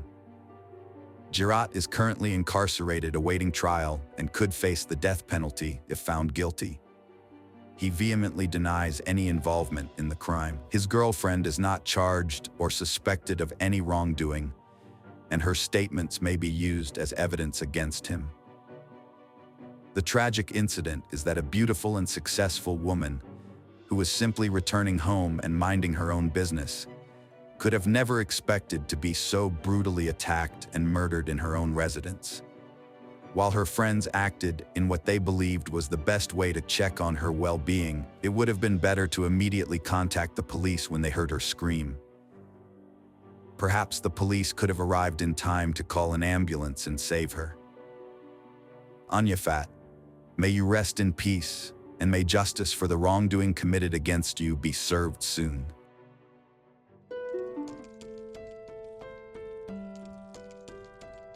Hello. Today we're going to take a look at another horrible case with you. The case of Jackie Krimble. On Sunday, June 20th, 2004, at around midnight, police responded to an emergency call from Jacqueline Krimble, also known as Jackie. She reported that she and her husband had been attacked upon returning home from a night out. According to Jackie, the four assailants demanded drugs and money before overpowering them. She stated that her 35-year-old husband was then forcibly taken away in their family car. Jackie claimed that she managed to alert the authorities by using her tongue to dial the emergency services number 999. However, further investigation would reveal that there was more to her story than what initially seemed. On Father's Day, Paul Claybol's body was discovered in his car in an alleyway, 2 miles from their home in County Armagh. The body showed signs of a brutal attack, with severe beatings, suffocation, and ropes binding his hands and feet. The story of the Krimbles begins 25 years earlier, when they first met as teenagers. They married in 1992, shortly after the birth of their first child, a daughter. The couple's personalities were starkly different. Jackie was outgoing, bold, and had a troubled past, while Paul was shy and introverted. The fact that Jackie was Paul's first serious love highlighted their contrasting natures. Their differences often led to uncomfortable moments, with Jackie's outspoken and sometimes arrogant behavior, as well as her tendency to use strong language, clashing with Paul's more reserved personality. When Jackie introduced Paul to her family, they were surprised by his genuine kindness and warmth, a departure from the type of people she usually dated. Despite their vastly different personalities, Paul felt obligated to support Jackie when she became pregnant, mainly because he grew up in a devout Christian family with traditional beliefs. As a result, he proposed to her, feeling compelled to do the right thing. However, on the eve of their wedding, Paul confided in his closest friends, admitting he didn't truly love Jackie. Although his friends tried to discourage him from going through with the marriage, Paul felt it was his duty to marry her for the sake of their unborn child. While he wasn't fully committed emotionally, he hoped that his love for her would develop over time. 6 years after getting married, and now with 2 kids, Paul and Jackie moved to a bigger house in the countryside of County Armagh to accommodate their growing family. At that time, they were financially stable, with Paul working as a mechanical engineer in the aerospace industry, and Jackie taking care of the home and kids. From the outside, everything seemed perfect. However, beneath the surface, their marriage started to show signs of trouble. Jackie would often leave the kids with Paul and go to the local pub. When Paul confronted her about this, she became hostile and aggressive. As time went on, Jackie gained a bad reputation in the village for being a party animal, earning labels like loose woman. Her presence at the bar would cause trouble, making the locals anxious about her behavior. The chaos in their home life was so intense that their daughter felt like she was walking on eggshells around her mother, Jackie, who had a short fuse. Even the most innocent question could set her off, making Paul and the kids feel uncomfortable around her. Their daughter even said that Paul was afraid of his wife. When the police first investigated Paul's murder, they took Jackie's story at face value. But as they dug deeper, they started to suspect her. Within the first 24 hours, they found out that Jackie was having an affair with a 31-year-old local farmer, Roger Ferguson, which was common knowledge in the area. The police looked into Paul's life insurance policy and Jackie's extramarital affairs to see if they could find a motive for the murder. Financial gain seemed like a strong possibility. Jackie had often talked about financial matters and even joked that Paul was worth more to her dead than alive. The police were skeptical of her claim that she made a 999 call using her tongue, so they sent the phone to a lab to check for saliva. The lab confirmed that Jackie's saliva was on the phone, backing up her story. Jackie was questioned by the police, but wasn't charged and was released. She even got to attend Paul's funeral and was comforted by friends and family. Roger Ferguson was also questioned, but his alibi checked out. His mother said he was at home in bed at the time of the murder. Since the police couldn't find any direct evidence linking Jackie and Roger to the murder, they decided to secretly record their conversations. The recordings showed that Jackie and Roger kept seeing each other after Paul's death, often hanging out at the bar where they first met. Jackie had become a regular at the bar, bragging about her wealth and how well off she and Paul were. However, not everyone liked Roger's new girlfriend. Some people thought she was trouble and warned him to stay away from her. Roger ignored their warnings. Before Paul's murder, Jackie promised to buy Roger a £23,000 Jeep at a car dealership in Dungannon. She told the salesman they would pay in cash, presumably from Paul's life insurance policy. Roger's mother was also there during the transaction. Meanwhile, Jackie started working at a nursing home in Richer.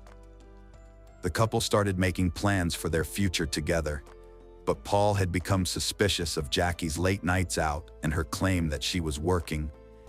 He never saw any pay stubs or money, and Jackie had even lied to her colleagues about their son's accident to get time off. Paul found out about the lie when concerned colleagues contacted them to ask about their son's health.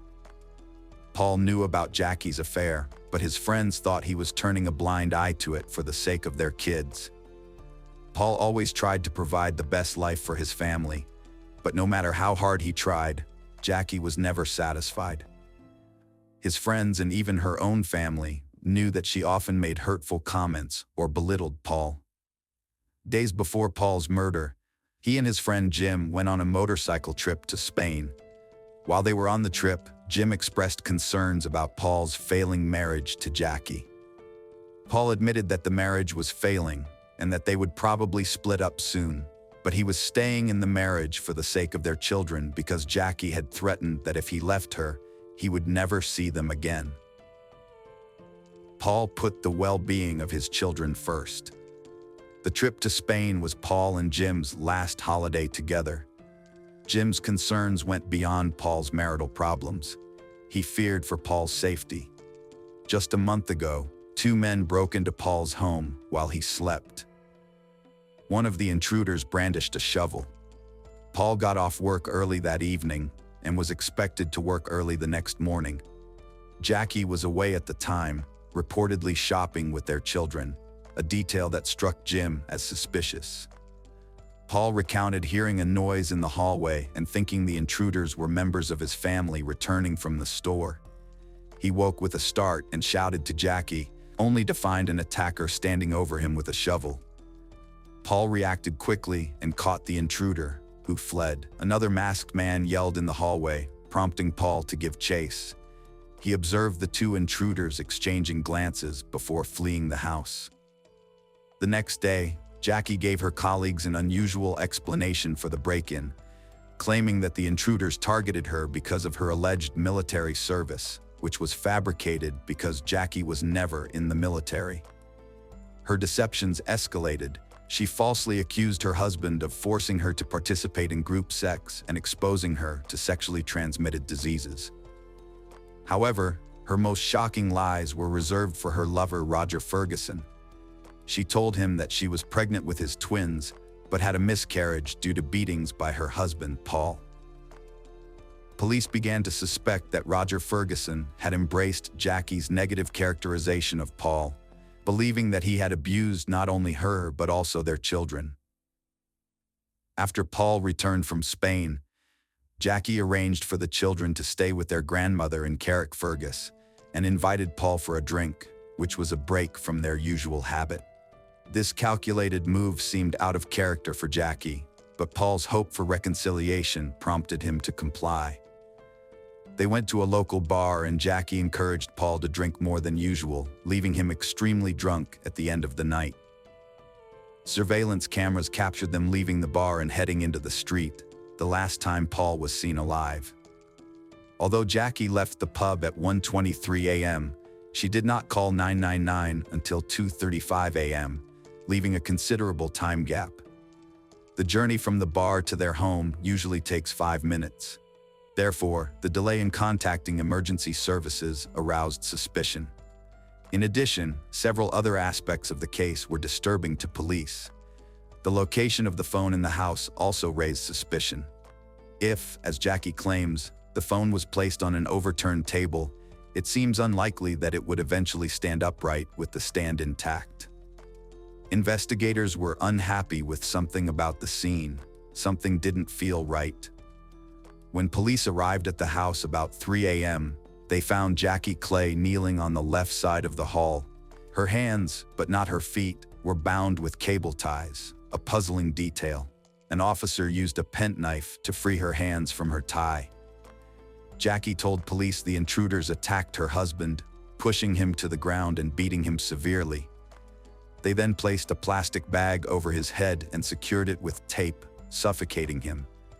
Jackie claimed she had vomited, but no evidence of vomiting was found at the scene. Doctors who examined her later noted that her pulse and blood pressure readings were normal, which was unusual after such a traumatic event. Forensic analysis revealed that there were footprints in the hallway from size 10 Caterpillar boots, consistent with Roger Ferguson's shoes.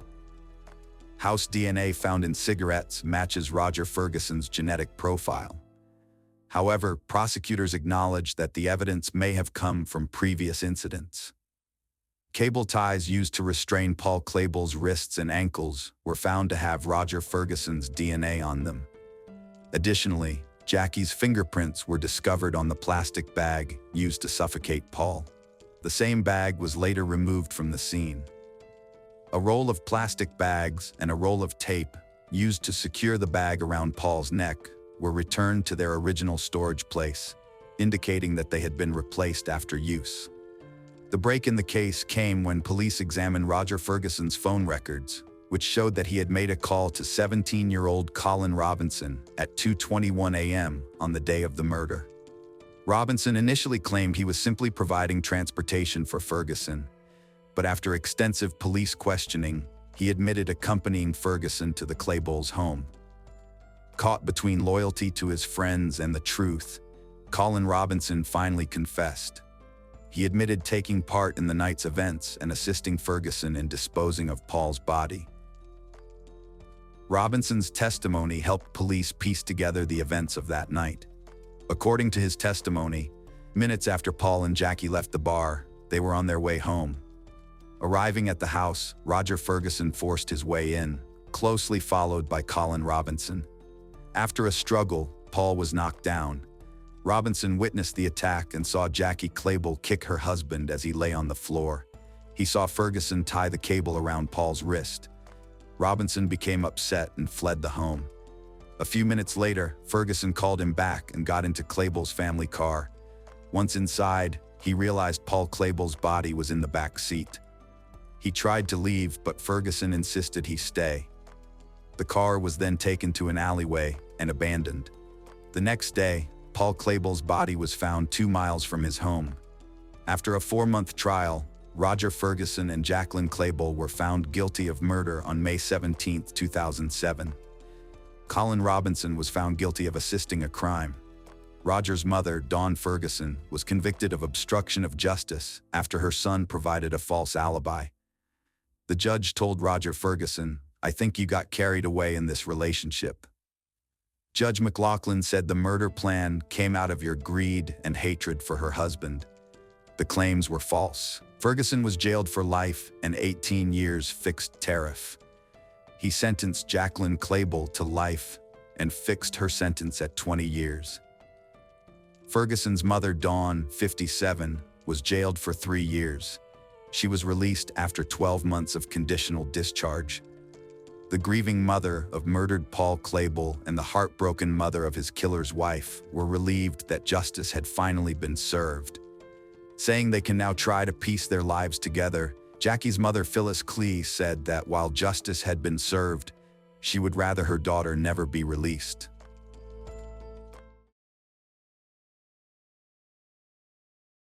Hello, friend. Today we're going to take a look at another horrible case with you. The case of Frank Spencer.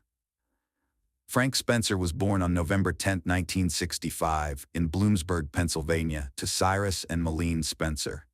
As a young boy, his passion for active games and sports helped him develop a strong physique and spirit. In high school, his exceptional skills earned him recognition as a standout member of the wrestling team. With a curious mind and a dream to carry on the family legacy, Frank enrolled in a local university after graduating from high school in 1984. He completed his studies in 1988 and, following his father's passing, took over the family business, becoming the owner of Spencer's Auto Parts and Used Cars. A pivotal moment in the young man's life took place in 1997, when fate introduced him to Maria. They instantly felt a strong connection. Maria was known for her fiery personality, bold nature, and intense emotions, which captivated those around her. According to Frank's friend Paul Siciliano, Frank had always been drawn to free-spirited individuals, and Maria was no exception. When the couple met, they had an instant spark and enjoyed each other's company. However, not everyone was thrilled about their relationship, particularly their parents. It was rumored that Maria's father, Anthony Rocco Franklin, had ties to a gang and was even known as a hired hitman. He took an immediate disliking to Frank and tried to prevent their union for some time. The Spencer family also disapproved of Frank's choice of partner, so the couple decided to elope and rent an apartment away from their families. This allowed them to maintain contact with their friends while keeping their families at a distance. As time passed, their families had no choice but to accept their relationship. Maria and Frank eventually got married and started a family, first having a boy and then a girl. The family later moved into a new home. Frank was a hard worker, owning an auto parts business and sponsoring racing cars. His top priority and motivation in life became providing everything necessary for his family, especially his children. Maria initially took on the responsibilities of managing the household and caring for the children. However, she eventually shifted her focus to coaching her daughter's soccer team, despite having a law degree. Friends observed that, unlike her husband, Maria seemed less invested in their marriage. She appeared distracted and somewhat detached from reality. Her lack of enthusiasm for domestic duties and responsibilities was evident. What truly concerned her, however, was the family's finances. While she freely spent the money Frank earned, her indifference towards the children was even more notable. Maria's behavior in her marriage became increasingly problematic over time. Her selfish and eccentric ways led to her husband's growing discontent. He believed that as a mother, she should have become more mature and considerate of others, but Maria showed no signs of changing. By 2006, her husband had had enough and filed for divorce, exhausted by her constant scandals and inappropriate behavior. He was also worried about the negative impact her behavior was having on their children's well-being, and eventually, divorce seemed like the only way out. After deciding to separate, the relationship between the former spouses became increasingly strained. A confrontation ensued. Spencer was adamant that he should have full custody of the children, as he distrusted his ex-wife and believed she was incapable of providing proper care. However, not everyone in Spencer's circle agreed with his stance. For instance, his friend Ron argued that for the sake of the children's normal development, both parents needed to be involved. He strongly advised Spencer to negotiate with Maria and share custody equally. Despite this, Spencer was convinced he knew what was best and continued to demand sole custody. In response, Maria also demanded sole custody and was counting on receiving substantial child support payments. The conflict escalated over time. Due to his ex-wife Maria's erratic behavior, Frank had to call the police on multiple occasions. Maria would not only attack him, but also their children. Not everyone believed Frank's claims, however. That was until an incident in 2008 that validated his story. Maria got into a physical fight with her former mother-in-law near their child's school. The situation unfolded when Maria showed up to pick up their daughter, despite Frank's mother trying to intervene. It turned out that Frank's mother was justified in stopping Maria, as they had a prior arrangement that day, but Maria changed her plans at the last minute. Following the altercation, Maria took their child and drove away without buckling her up. The police pulled her over and deemed her actions a threat to the child's life and health. As a result, Maria faced legal repercussions, including charges of disorderly conduct. Frank also accused Maria of stalking him, alleging that she repeatedly followed him. Maria was subsequently charged with this additional crime. Ultimately, the prosecution failed to prove the threat to the child's life, and Maria agreed to plead guilty to disorderly conduct and stalking in exchange for the dropped charges. Maria ultimately admitted her guilt and was fined $600. Yet this did not deter her from continuing her disruptive behavior. In fact, she became even more bitter and resentful following the incident. Frank's friends and family members began to hear more frequent complaints from him as Maria's threats and stalking intensified. Some of Maria's colleagues even revealed that she had openly expressed her hatred for Frank and threatened to take his life. This prompted one of her coworkers to jokingly refer to her as the Black Widow. Despite Maria's aggressive behavior, Frank attempted to remain calm and composed. He made multiple attempts to reason with his former partner, but she refused to back down. As a precaution, Frank started documenting all their conflicts, not to provoke legal action against Maria, but to protect himself in case something went wrong. His sole desire was to live and work in peace, but Maria's behavior had clearly crossed the line. By 2009, Frank and Maria's divorce had dragged on for years, with the children remaining in Maria's care. Despite his struggles, Frank eventually found solace in a new relationship with Julie Dent. However, it wasn't long before Maria discovered Frank's new romance. Although she claimed not to be bothered by Frank's relationship with Julie, in reality, she was deeply upset that Julie was forming bonds with her children. Frank, on the other hand, believed that Maria's intense jealousy was the root of all their troubles. This realization only fueled Maria's anger, culminating in a threatening voicemail to Julie in February 2009, warning her to stay away from her kids. The situation took a turn for the worse when the main character's father-in-law, Rocco, was released from prison after serving a 5-year sentence for fraud. Having spent time behind bars only seemed to worsen Rocco's notorious reputation, and Frank knew from past experiences that this spelled trouble. Many people believed that Maria had inherited her father's troublesome nature. This development made Frank's circle notice that he had become increasingly pensive and worried, and with good reason. The first incident following Rocco's release was a break-in at Frank's office, where important documents related to the divorce proceedings were stolen. The next day, Maria contacted her ex-husband and hinted that she had found a trash bag containing some interesting items on her porch. Frank understood what she was getting at and advised her to return the stolen goods. He also reported the incident to the police, but unfortunately, they were unable to find any evidence linking anyone to the crime. While the investigation was unable to prove anyone's involvement, it was clear to everyone that Maria and her father had a motive. The ex-wife was also considered a suspect, but in the end, the case was dismissed due to lack of evidence.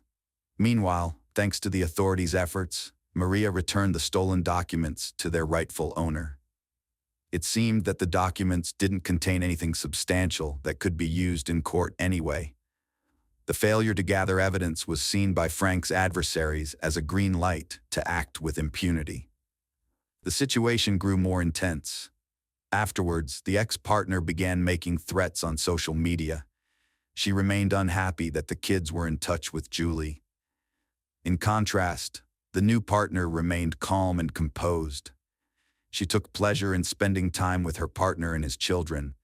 She avoided getting involved in the complex relationships between her ex-husband and his former spouses. But she was furious that Maria's desire for revenge had led her to neglect her parental responsibilities. The disputes dragged on until 2010, when Frank finally lost patience. He could no longer tolerate the situation and turned to the authorities for help.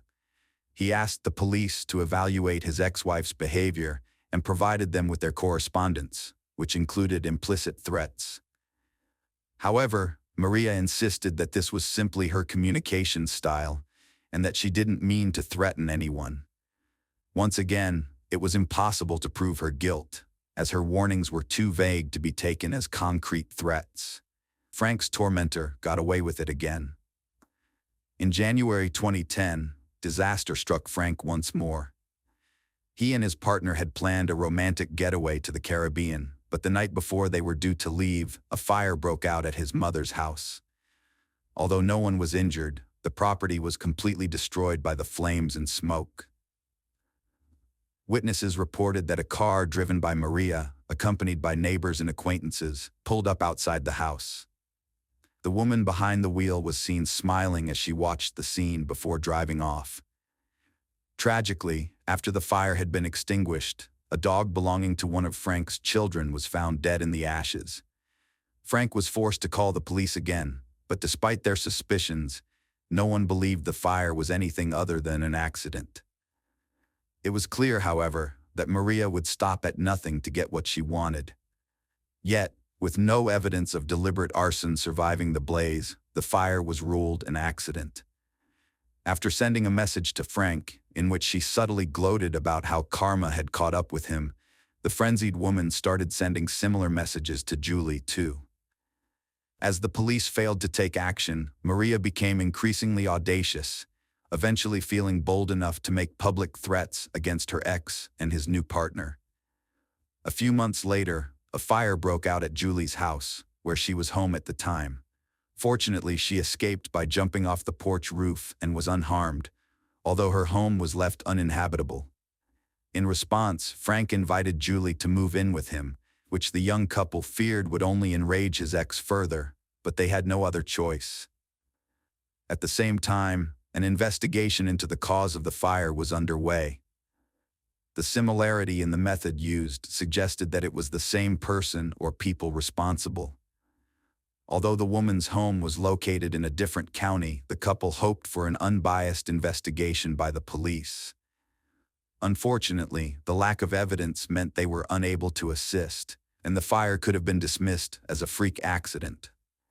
However, Julie was resolute and appealed to higher authorities, which unexpectedly moved the investigation forward. The search of the suspect's backyard yielded flares, including a damaged one lying in the grass. Another flare, similar to the one that had caused the fire, was also discovered. Furthermore, experts found that the steps on the home's terrace had been soaked with a flammable mixture. After thorough inspections and expert analysis, arson was officially declared as the cause of the fire.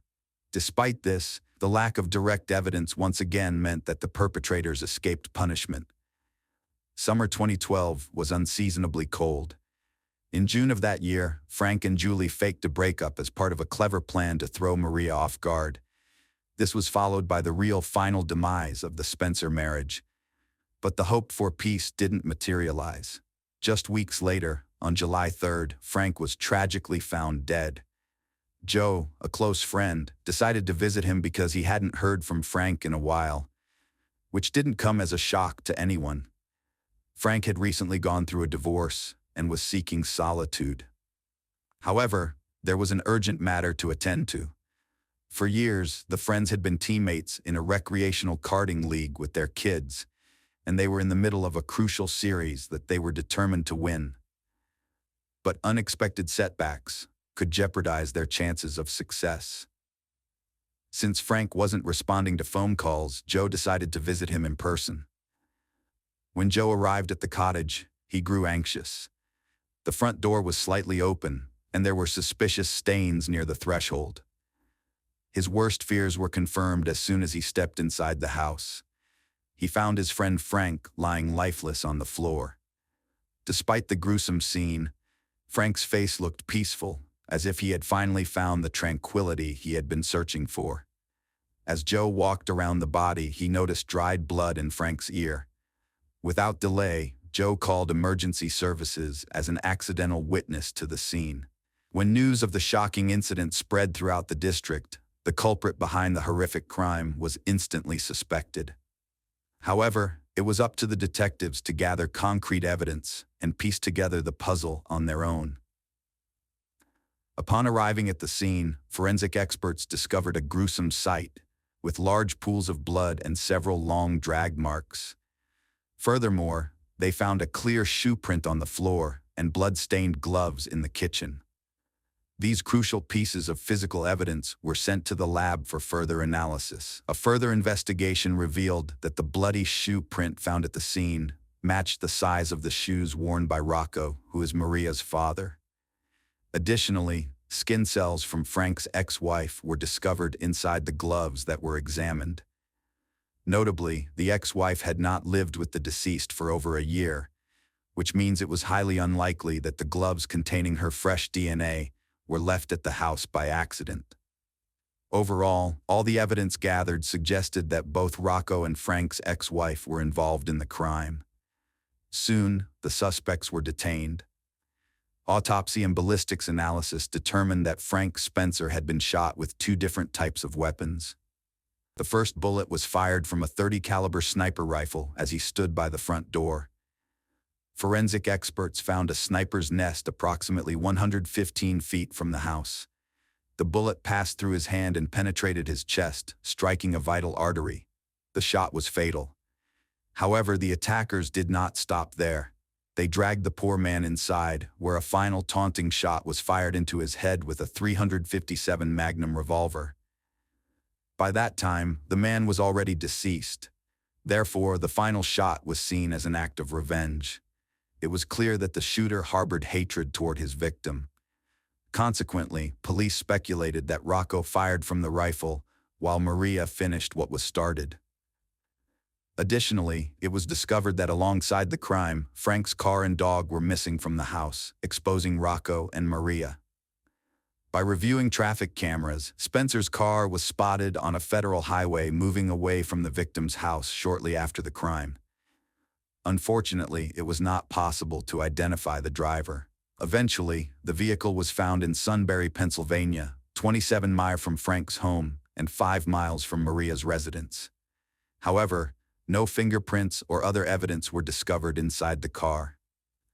Regarding the victim's dog, it was found 2 days after the incident, having wandered into a wedding in Dauphin. Attendees immediately realized that the well-groomed animal had an owner thanks to a microchip. The dog was returned to Spencer's mother. It turned out that Frank had gotten a new pet for his children after the fire.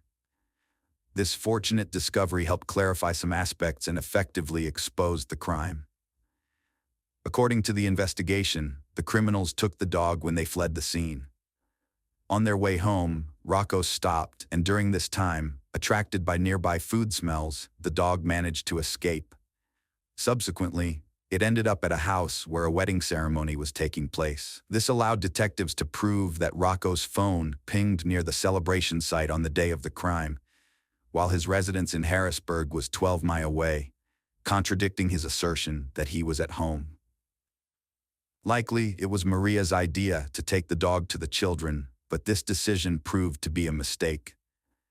During questioning, Rue admitted that his son-in-law had repeatedly asked him for help and had visited him the day before his death, which explains the traces found at the crime scene.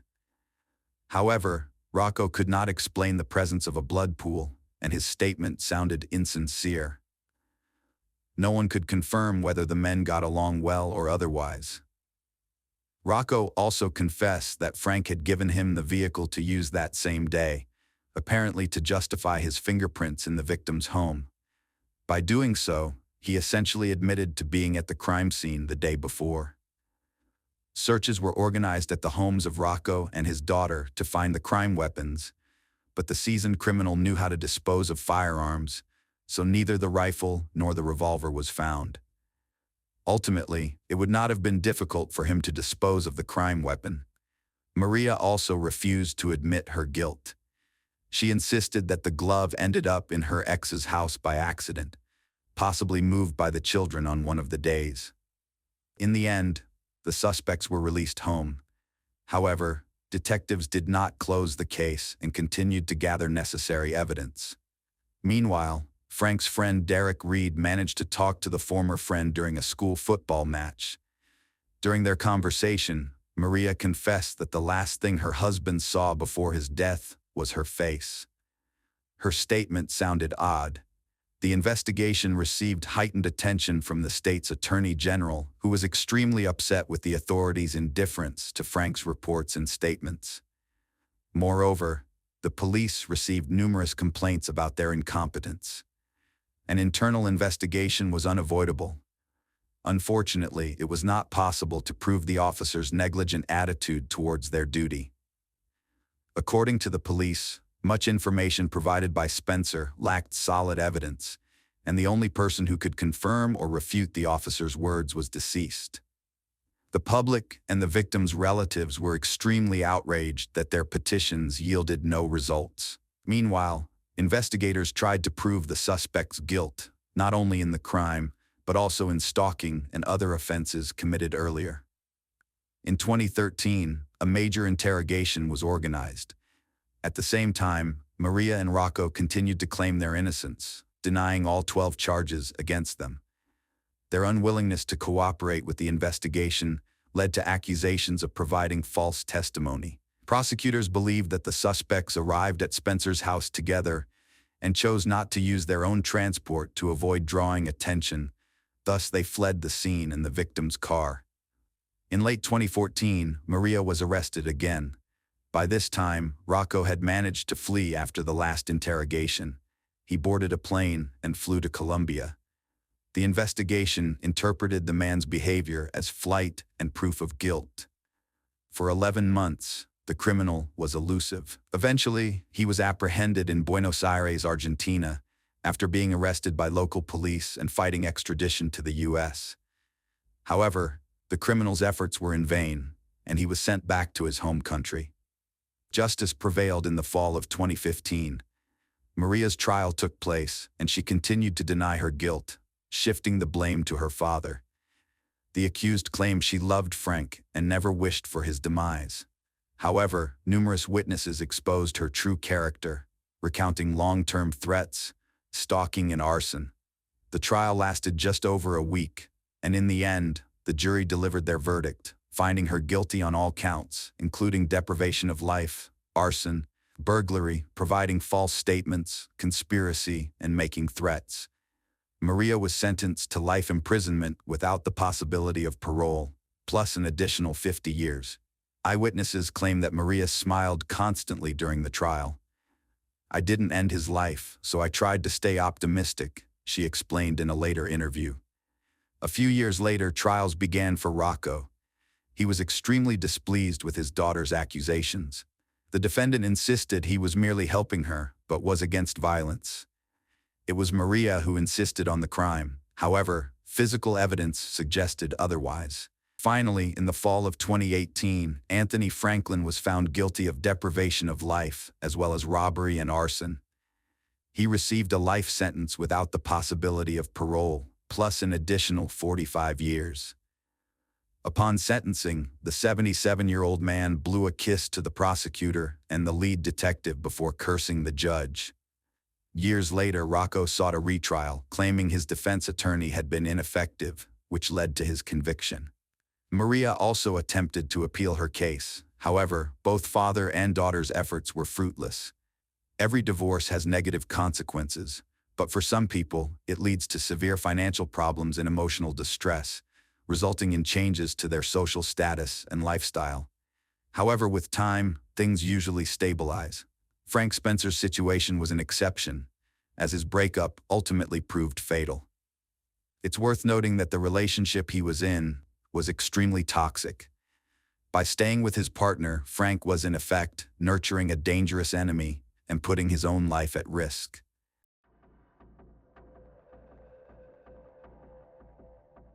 Hello, friends. Today we're going to take a look at another horrible case with you. The case of Trevone Miller. Brayla Stone, a 17-year-old girl from North Little Rock, Arkansas, was one of the most vibrant individuals in the Sherwood suburbs. Those close to her knew her as a cheerful and outgoing teenager with big dreams.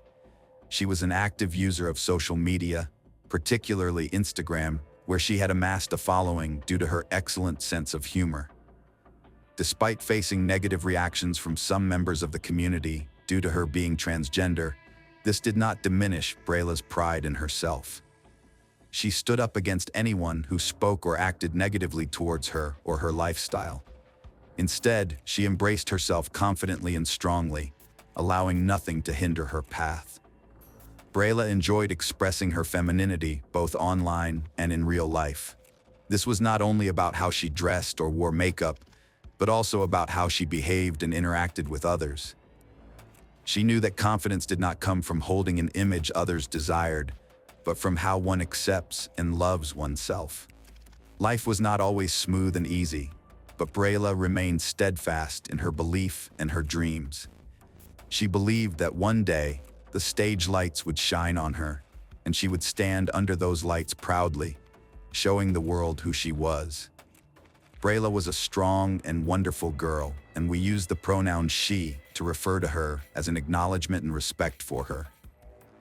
In 2016, Brayla began an intimate relationship with a teenager named Trevone Hayes Miller. At that time, Trevone was working at a local Arby's and was just 18 years old. However, Trevone had a troubled past. He had been involved in a murder case at the age of 14 and had ties to a criminal gang. In April 2016, Trevone, along with two older teenagers, planned to rob another teenager named Brian Thompson, a 17-year-old marijuana dealer. The trio lured Brian to the parking lot of a local entertainment center with a promise to buy from him. Trevone carried a BB gun in his pocket, while one of his companions had a real handgun.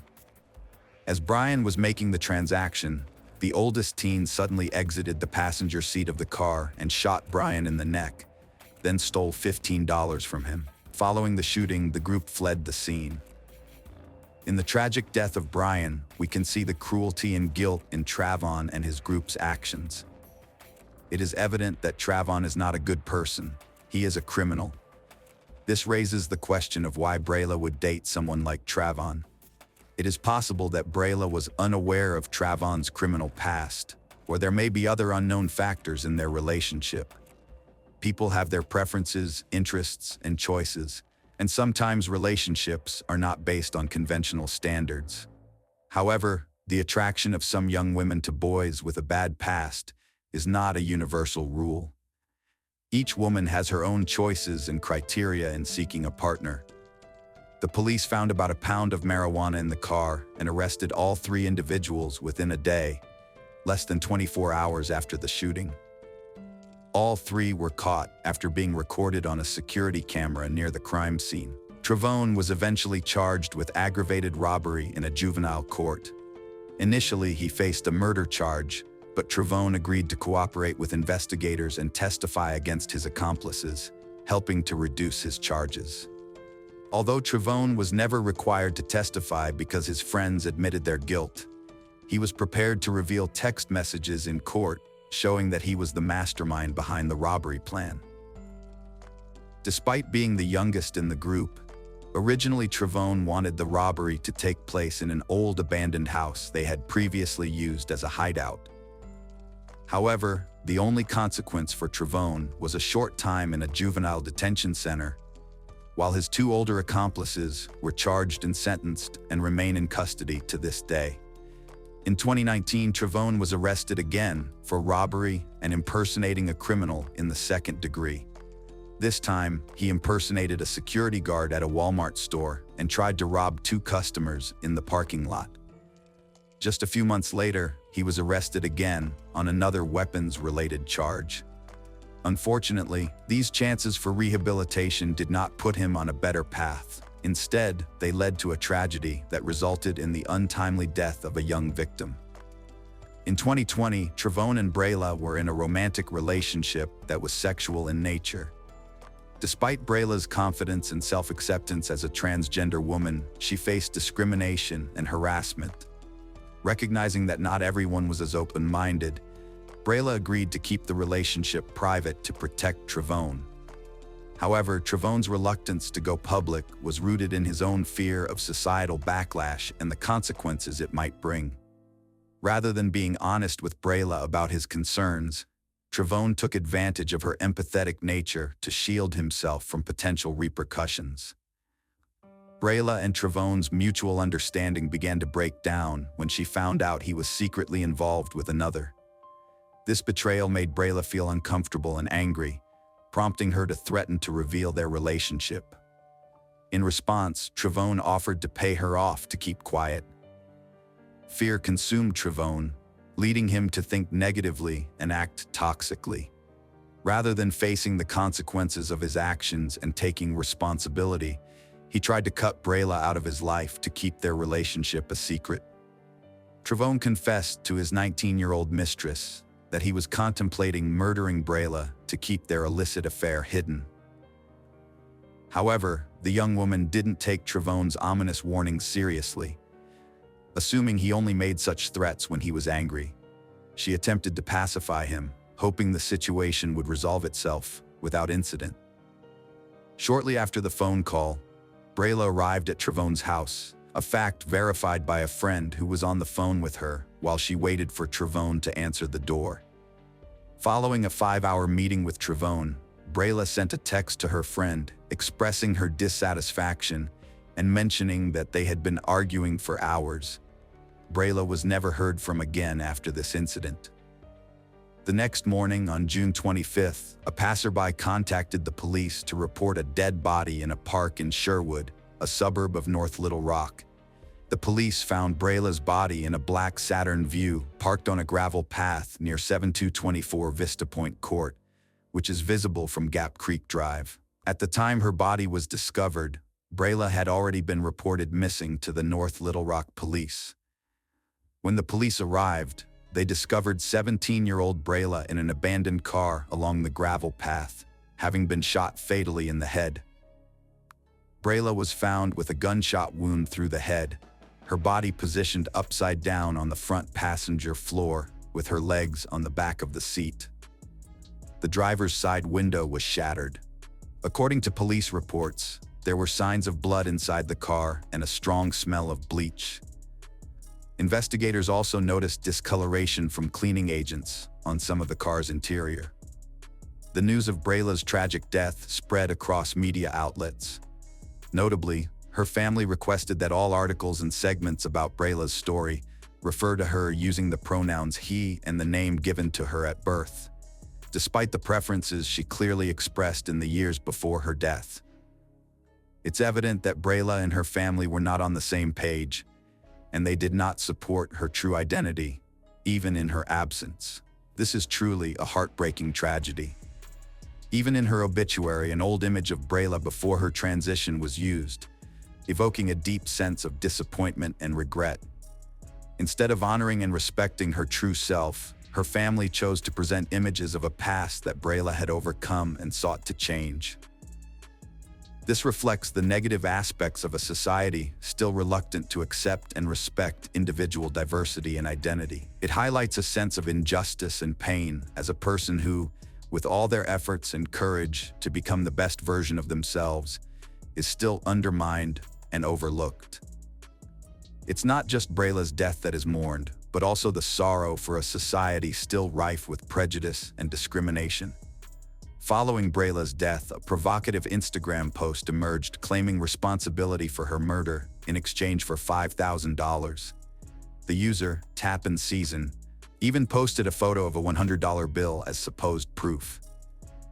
However, after 24 hours of intense backlash, the user confessed that they were, in reality, a 15-year-old seeking attention and had fabricated the entire story. This reckless and inexcusable act caused unnecessary confusion, grief, and fear within the community, particularly among Brayla's family and friends. The lack of prompt police action against the imposter further exacerbated feelings of insecurity and frustration. Although the teenager may avoid legal repercussions, the gravity of their actions remains severe. It is hoped that as they mature, they will come to understand the gravity of their behavior and learn from this experience, eventually becoming responsible adults who respect others and value integrity. It took the police 7 days to catch Trevone. According to the arrest report, Trevone became a prime suspect for the Sherwood police soon after the incident. A friend of Brayla's had informed the police that Brayla was with Trevone on the night she was murdered. This friend also revealed that the location where Brayla's body was found was a spot Trevone often visited for secret meetings, which was near his home in Sherwood. Additionally, Trevone's manager at Arby's quickly contacted the police after Trevone called her following his shift on the day Brayla died. Trevone told his manager that he was overwhelmed, had messed up, and wouldn't be returning to work for a long time. When the manager asked Trevone what he meant, he just said she would find out soon enough. As soon as the manager heard about Brayla's body being discovered, she informed the authorities. Eventually, on August 3rd, Trevone was taken into custody. In court, the prosecutor claimed that Trevone murdered Brayla to silence her and prevent her from revealing their secret sexual relationship. Apparently, Brayla had discovered that Trevone was simultaneously dating another woman and had threatened to expose their past intimacy in public. Fearing that people would think he was gay, Trevone allegedly bribed Brayla to keep quiet about their relationship. When he was 19, Trevone was accused of the murder after he called his manager at Arby's, showing remorse for his actions. "I'm in big trouble, and it's all over for me," he said. "I've really messed up, and I won't be coming back for a very long time." Trevone pleaded guilty in a deal that reduced his sentence.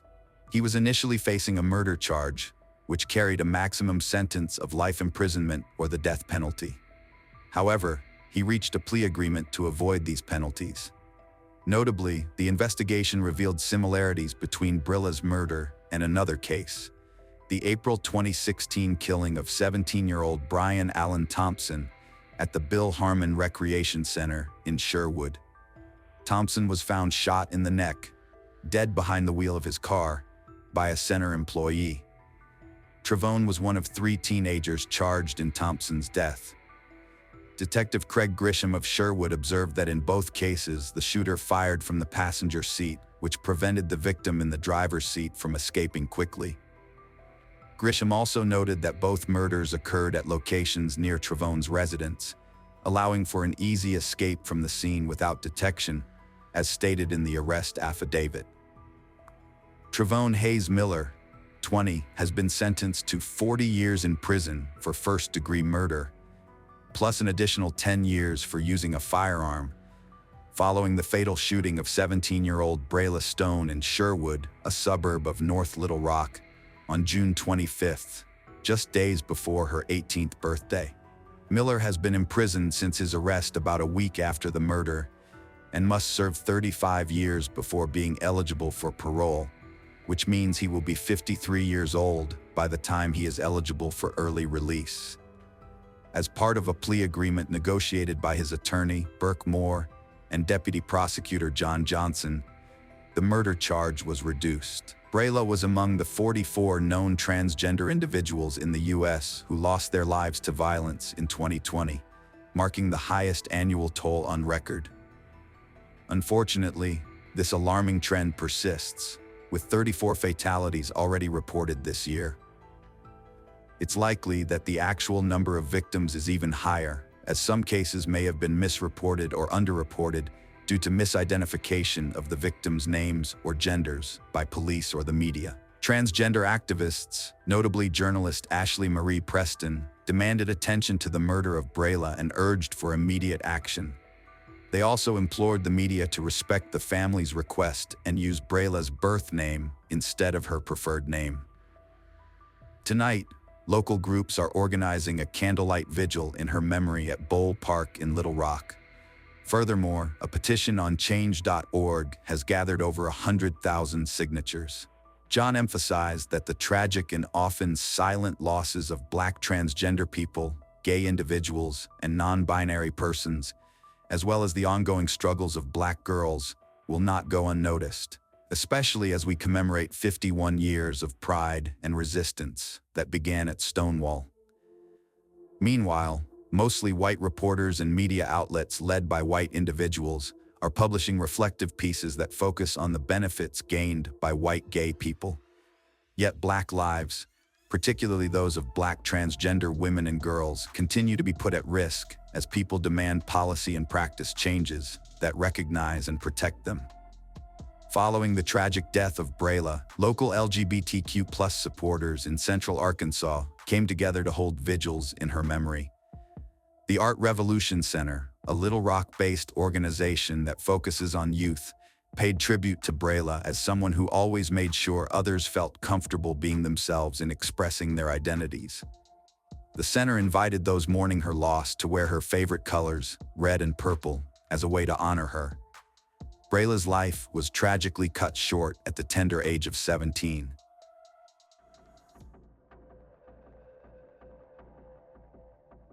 Hello. Today, we're going to take a look at another horrible case with you.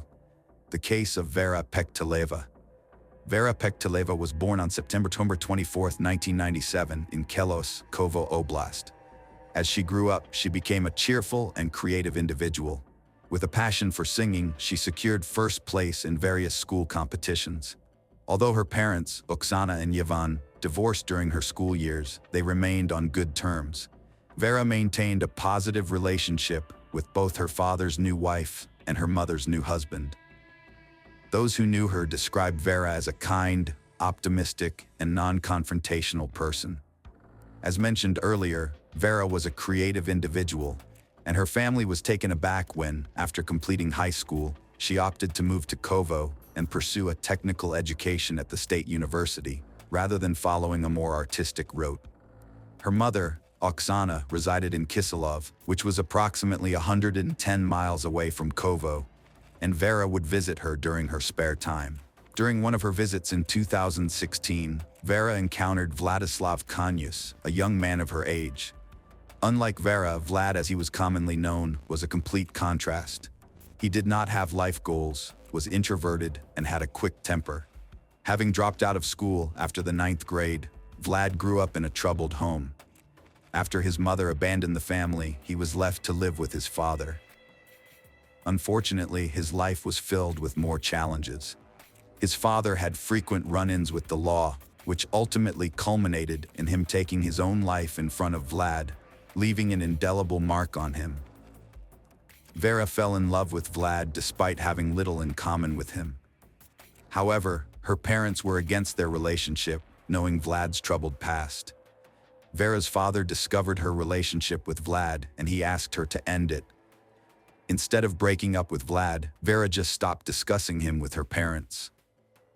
Vlad was never present at family gatherings, and his pictures were not posted on Vera's social media. It seemed as though Vera was keeping him a secret, according to Oksana, Vera's mother. One important detail is worth noting. In 2019, Vera and Vlad began cohabiting in Kovo. Vera's parents financially assisted with the apartment, and Vlad, who was unemployed by choice, thoroughly enjoyed living with Vera, who was not only beautiful and intelligent, but also financially secure. She consistently had money and supported him. However, their relationship was strained.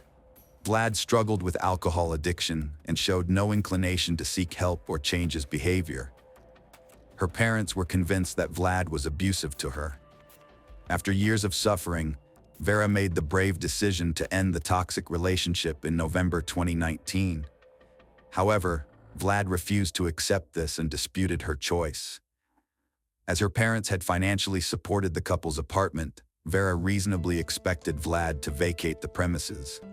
But Vlad was unwilling to give up the benefits of living off someone else's generosity. Now here's an excerpt from Vlad's testimony. It will give you a more accurate idea of what happened after Vera decided to end her relationship with him. But remember, this is Vlad's testimony, so it's up to you whether you believe his words. On December 15, 2019, a fight broke out between him and Vera over his desire to visit a nightclub, which she opposed. This was not their first disagreement. Throughout their relationship, Vera had been frequently visiting Selos and drifting away from him. She even confessed to speaking with another person. In fact, she had ended her relationship with Vlad a month prior. He later discovered from a mutual friend that she was involved with Alexander, a resident of Selos. Although he had never met Alexander, when he confronted Vera, she acknowledged the relationship. At the time, they continued to cohabitate, but following their December 15 altercation, she left, taking some belongings with her. Despite their separation, they remained in contact by phone, and on January 12, 2020, he offered to assist her in relocating her remaining belongings to a new apartment. She agreed to meet him, and they scheduled a time for January 13th. They met in the afternoon, packed up both her belongings and his, since he too wanted to move out, and drank beer, lur, and vodka. They got drunk, but there was no conflict until he brought up the topic of their relationship and revealed that he knew about Alexander. She became enraged, swearing at him, insulting him, and starting to physically assault him, kicking him at least 5 times in the groin area and slapping him in the face at least 8 times.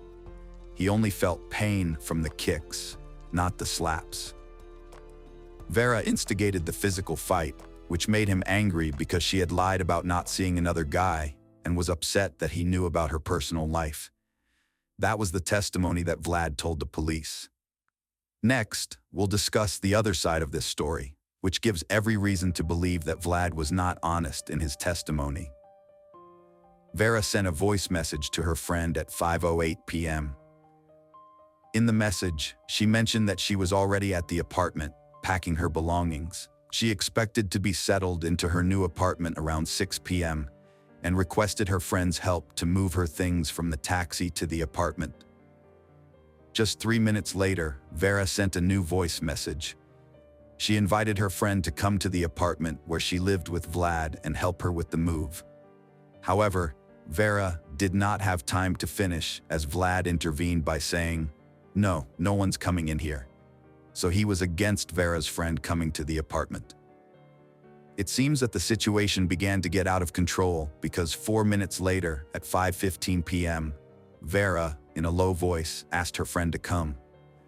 It looks like this message was a call for help. She deliberately spoke in a low voice so that Vlad wouldn't hear her. At 5:25 p.m., Vera sends another voice message, and Vlad's dominant voice is heard again. He tells Vera's friend not to bother them and to wait for Vera to text her. At 7:19 p.m., Vlad recorded the voice message himself. From that moment on, Vera did not have access to her phone. She was left alone with the monster. But what happened next needs to be explained. At about 3 a.m., the neighbors from the same floor started waking up from the terrible screams coming from apartment 738. A witness called what was happening a massacre. The screams were so loud that 15 people gathered in the hallway near the apartment. Vlad's brother was among them, and he remembered Vlad's words and realized they needed to break down the door, since his brother had previously said that he would take Vera's life. The door to the apartment was made of iron, so the neighbors started looking for tools to force it open. All this time, Vera's heart-rending cries were coming from the apartment. People called the emergency service, and these calls eventually became part of a separate investigation. For 30 minutes, the police still weren't at the scene. It lasted until 6:30 a.m. During these 3.5 hours, people called the police, but no one came to Vera's aid. The witnesses made 7 calls to the emergency service while Vera was fighting for her life, but no one came. The last words they heard from behind the door were Vlad's. He said, "Vera, forgive me. I love you very much." In the end, the neighbors found a crowbar in a nearby parking lot and broke down the door. By this time, Vera was already dead, and Vlad was in the bathroom. He was very drunk. While Vera was painfully dying at the hands of her former boyfriend, and the neighbors were trying in vain to get help from the police, the 112 operators were talking about life, laughing, drinking tea, and were very unhappy that they were being disturbed. The police arrived only after it became known that Vera had died. Later, they will claim that there was no gas in one car and that there were no available officers as everyone was busy with other calls. As a result, the 112 operators and the police officers on duty that night were on trial too. The video from the police station was published during the investigation, but there is no point in translating it into English. I can describe it in just one word: indifference, and it is clear even without subtitles. But Vlad claimed there were no conflicts between him and Vera until 5 a.m. However, the forensic examination showed that he lied. Vera received her first injury 6 hours before her death, that is, at about midnight. It meant that Vlad Kanyus was beating and injuring her for 6 hours until she took her last breath. Her body bore around 100 injuries, including stab wounds, a broken nose, and broken ribs. Strangulation marks were also visible on her neck. If the police's inaction shocked you, then be prepared for what comes next, which will be just as astonishing. More than 1,000 people gathered for Vera Pektaleva's funeral. The church could not accommodate everyone. According to Oksana, Vera's mother, the funeral home spent 4 hours trying to restore Vera's face with makeup, but she still could not recognize her daughter. That's how serious her injuries were. Meanwhile, Vlad Kanyus was telling the investigators his version of what happened. He of course tried to downplay his role in this crime. He said about that night that when he started talking to her about our relationship, he suggested they should get back together and told her that he knew she was seeing another guy. A conflict between them started. She didn't like it. After that, she started swearing, insulting him, and hitting him. Namely, she kicked him at least 5 times in the groin area and hit him in the face at least 8 times with her palm. He didn't feel any pain when she slapped him. However, when she kicked him between the legs, he experienced physical pain. That is, Vera started hitting him first. It made him angry. He was angry that she lied and said she wasn't dating another guy.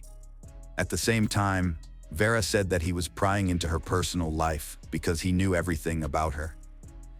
During this time, she continued to insult him, and he got angry and hit her several times with his palms, about 4 times on the head, but the blows were of small force. When he hit Vera, she fell to the floor, hitting the closet. She was lying on her stomach. She also hit him back, namely, she beat his head with her palms and fists. It was painful. He asked her to stop, but she didn't stop. He remembered she scratched his back. Then he decided to take her by the neck. He saw an iron that was on the floor. He took this iron and wrapped the iron cord around Vera's neck. After that, he tightened the cord around her neck slightly. He squeezed her neck for 1.5 minutes or 2. At that moment, he didn't realize that he could kill Vera with his actions. He didn't want to kill Vera. He was tightening the cord around Vera's neck because he wanted to scare her. He wanted her to lose consciousness. He wanted her to fall asleep for 15 minutes. After he removed the cord from her neck, she started making sounds, coughing or wheezing. When he removed the cord from Vera's neck, she was in a prone position, but then he put her on her back. At that moment, she was unconscious. At the same time, she made sounds, that is, wheezed. He thought she was fine. After a while, he started waking Vera up, but she was unresponsive.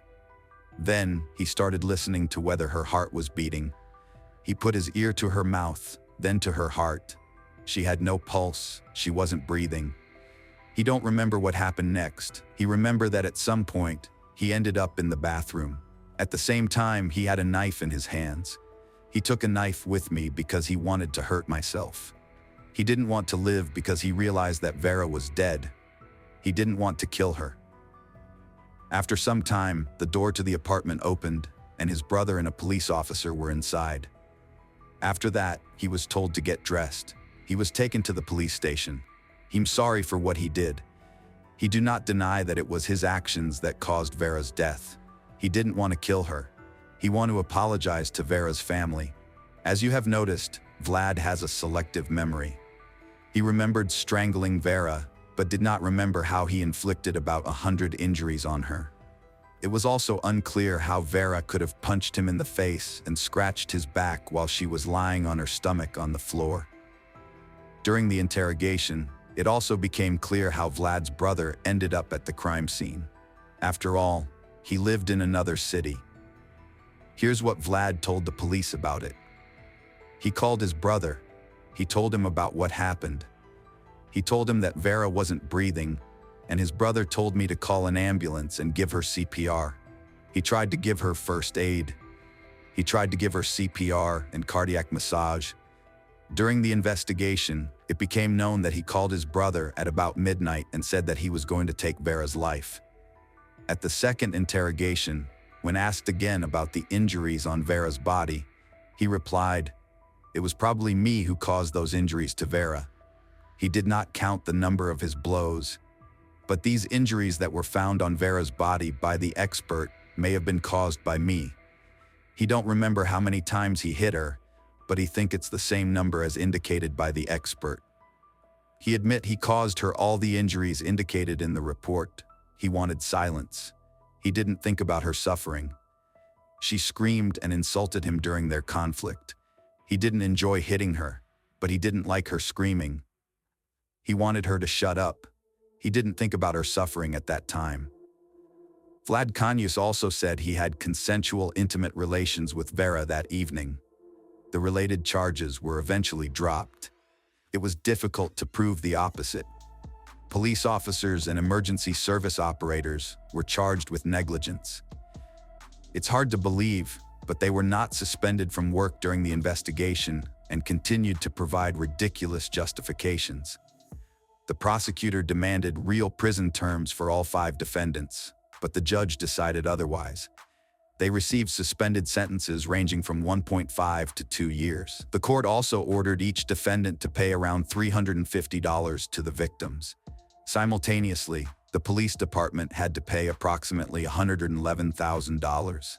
The amounts have been converted from the Russian ruble to US dollars for easier understanding.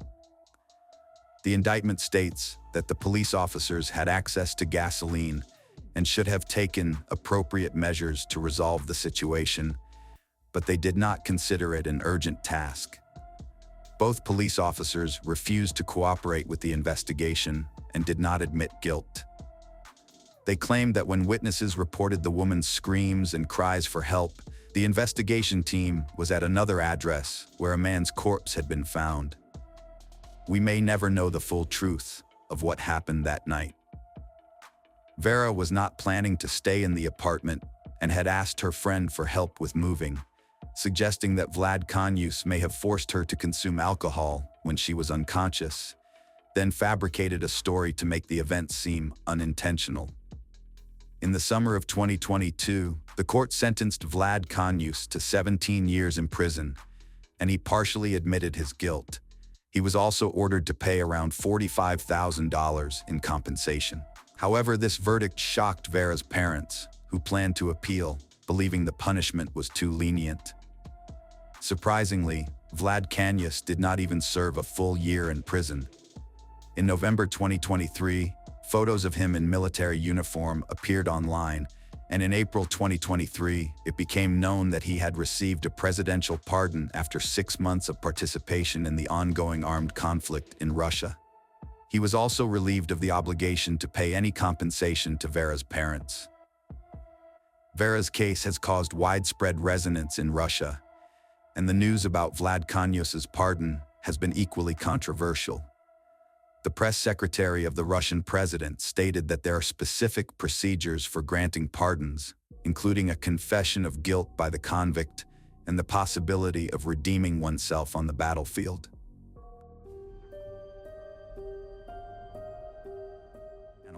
Today we're going to take a look at another horrible case with you, the case of Matthew Patrick Podolak. Matthew Patrick Matt Podolak was born on June 10, 1975 in Ohio, USA to Patricia Romano and Leonard Podolak. During his high school years, Matthew was a member of the school hockey team. After graduating, he enlisted in the U.S. Navy. Following his naval service, Matthew secured a job at Phoenix Industrial Finishing, a company owned by his uncle. However, he struggled to get along with his colleagues.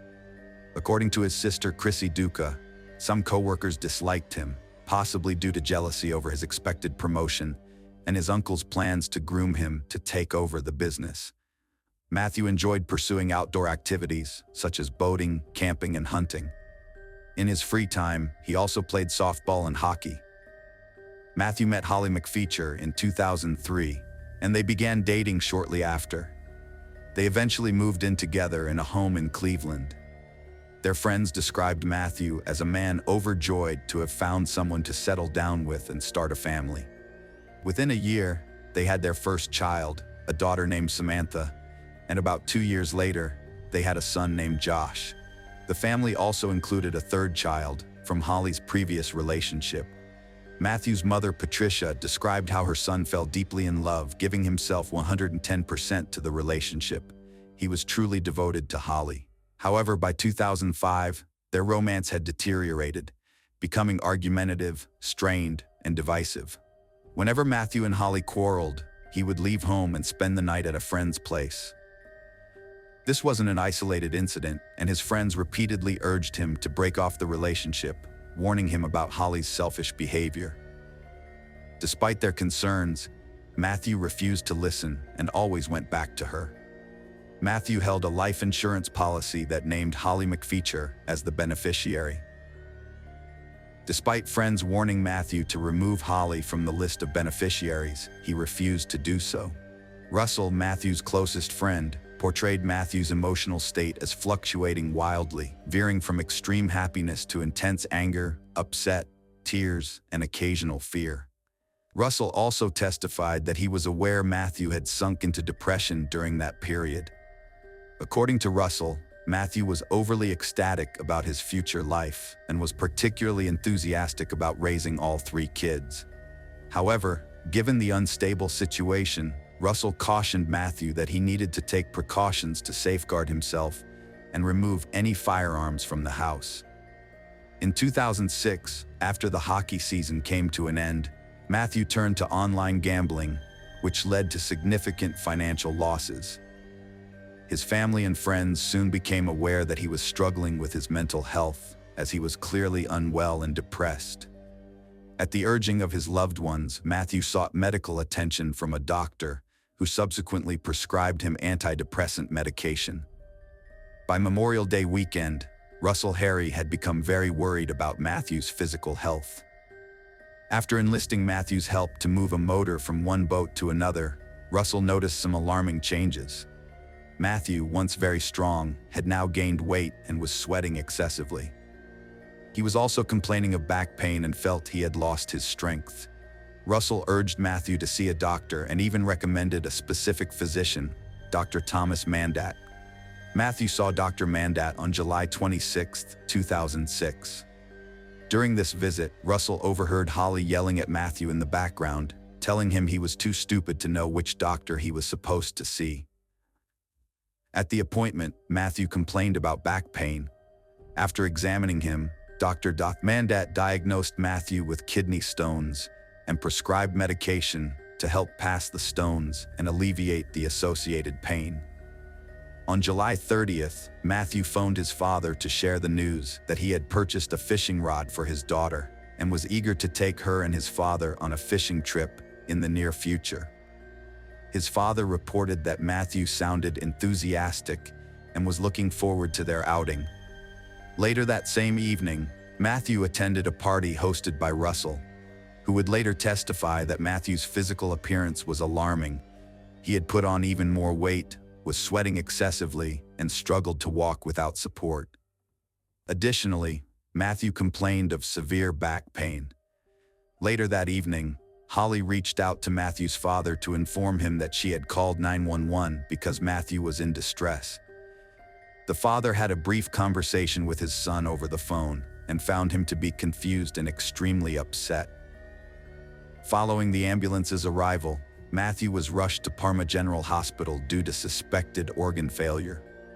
It was eventually discovered that Matthew's kidneys had failed, and the doctors diagnosed him with metabolic acidosis, a condition where his blood had become excessively acidic.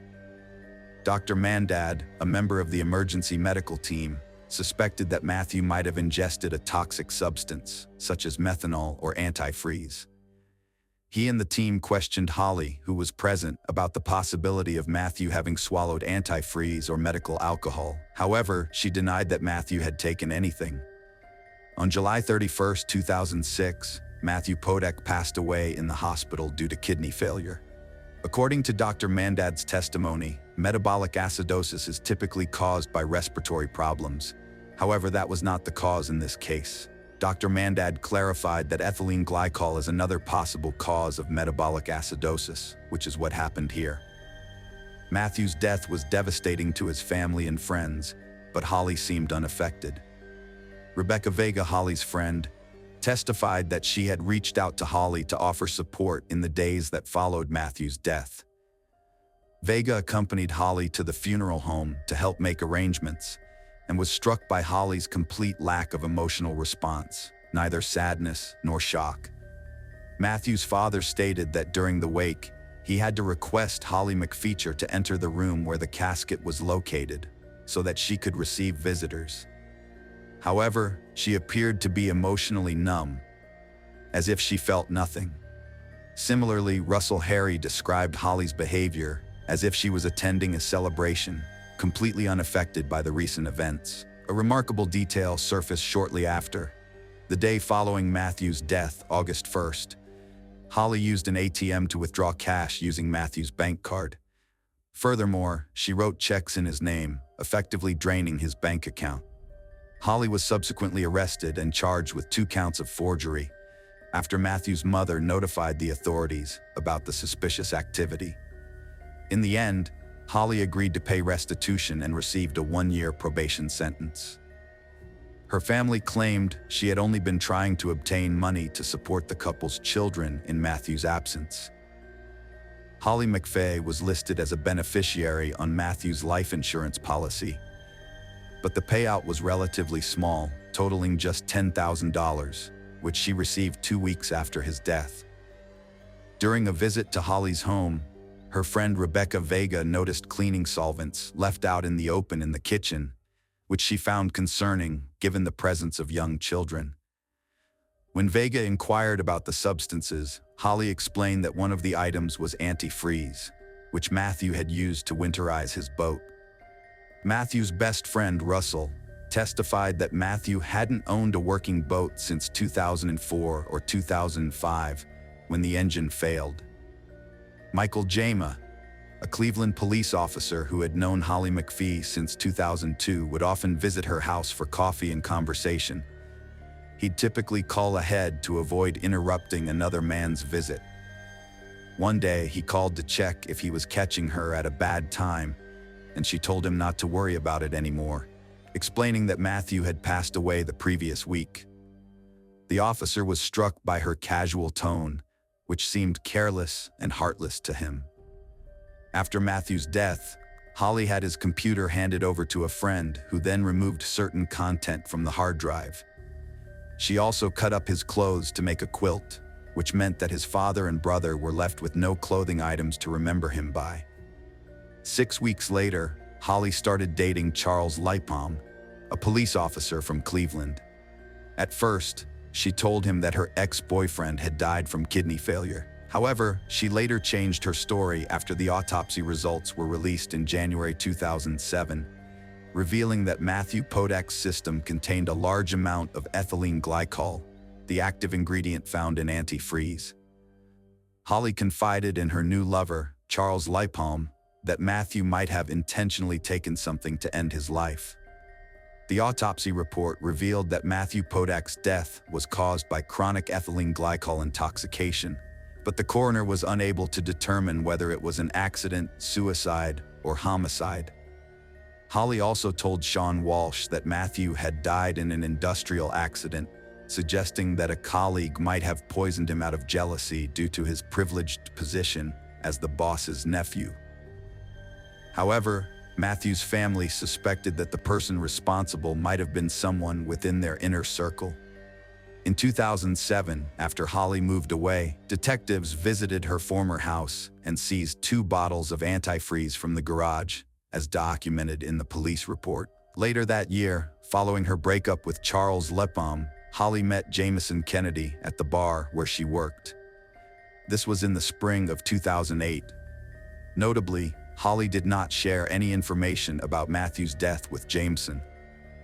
It is worth mentioning that Jameson Kennedy had a substantial criminal record and struggled with alcohol and drug abuse. One day in September 2008, Holly and Jameson were together, drinking and intimate, when Holly became emotional and started discussing Matthew. She broke down in tears, saying she wanted to escape the situation and leave Cleveland behind.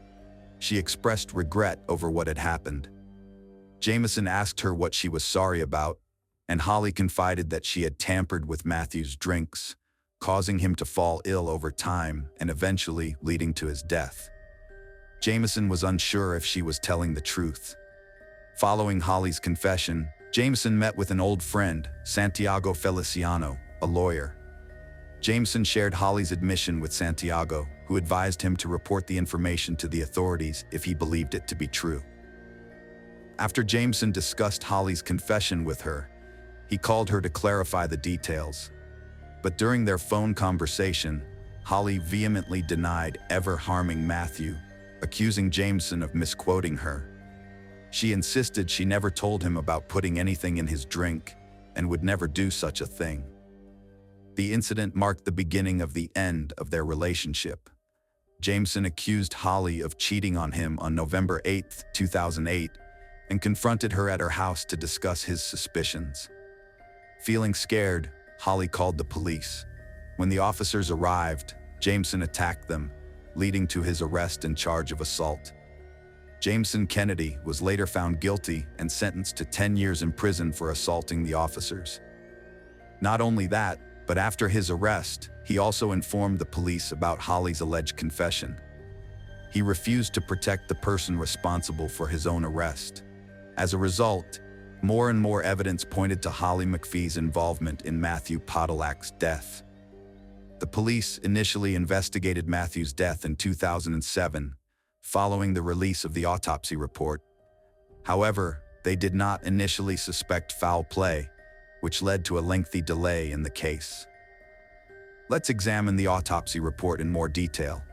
As a seasoned forensic pathologist and medical examiner with over 10 years of experience, Dr. Galita's job involved performing autopsies and determining the causes and nature of death. With more than 3,500 autopsies under his belt, he was well equipped to conduct the autopsy on Podolak, which he did the day after Podolak's death. 6 months after the incident, in January 2007, the autopsy report detailing the findings was released. The report, which was signed by the doctor and the county coroner, Dr. Elizabeth Balge, concluded that Tupac's death was caused by chronic intoxication due to ethylene glycol, although the manner in which this occurred remained undetermined. Dr. Galita explains that the ethylene glycol Matthew Podolak ingested entered his bloodstream and was quickly metabolized by alcohol dehydrogenase in his liver. This enzyme facilitates certain chemical reactions in the body. The resulting metabolite was converted into oxalate, which then combined with calcium to form calcium oxalate crystals. A large quantity of these crystals accumulated in Matthew's kidneys, hindering their proper function. Dr. Galita stated that Matthew's flank pain, which began in May 2006, was caused by crystals in his kidneys. An examination of Matthew's kidneys revealed not only damage, but also signs of the kidneys attempting to heal.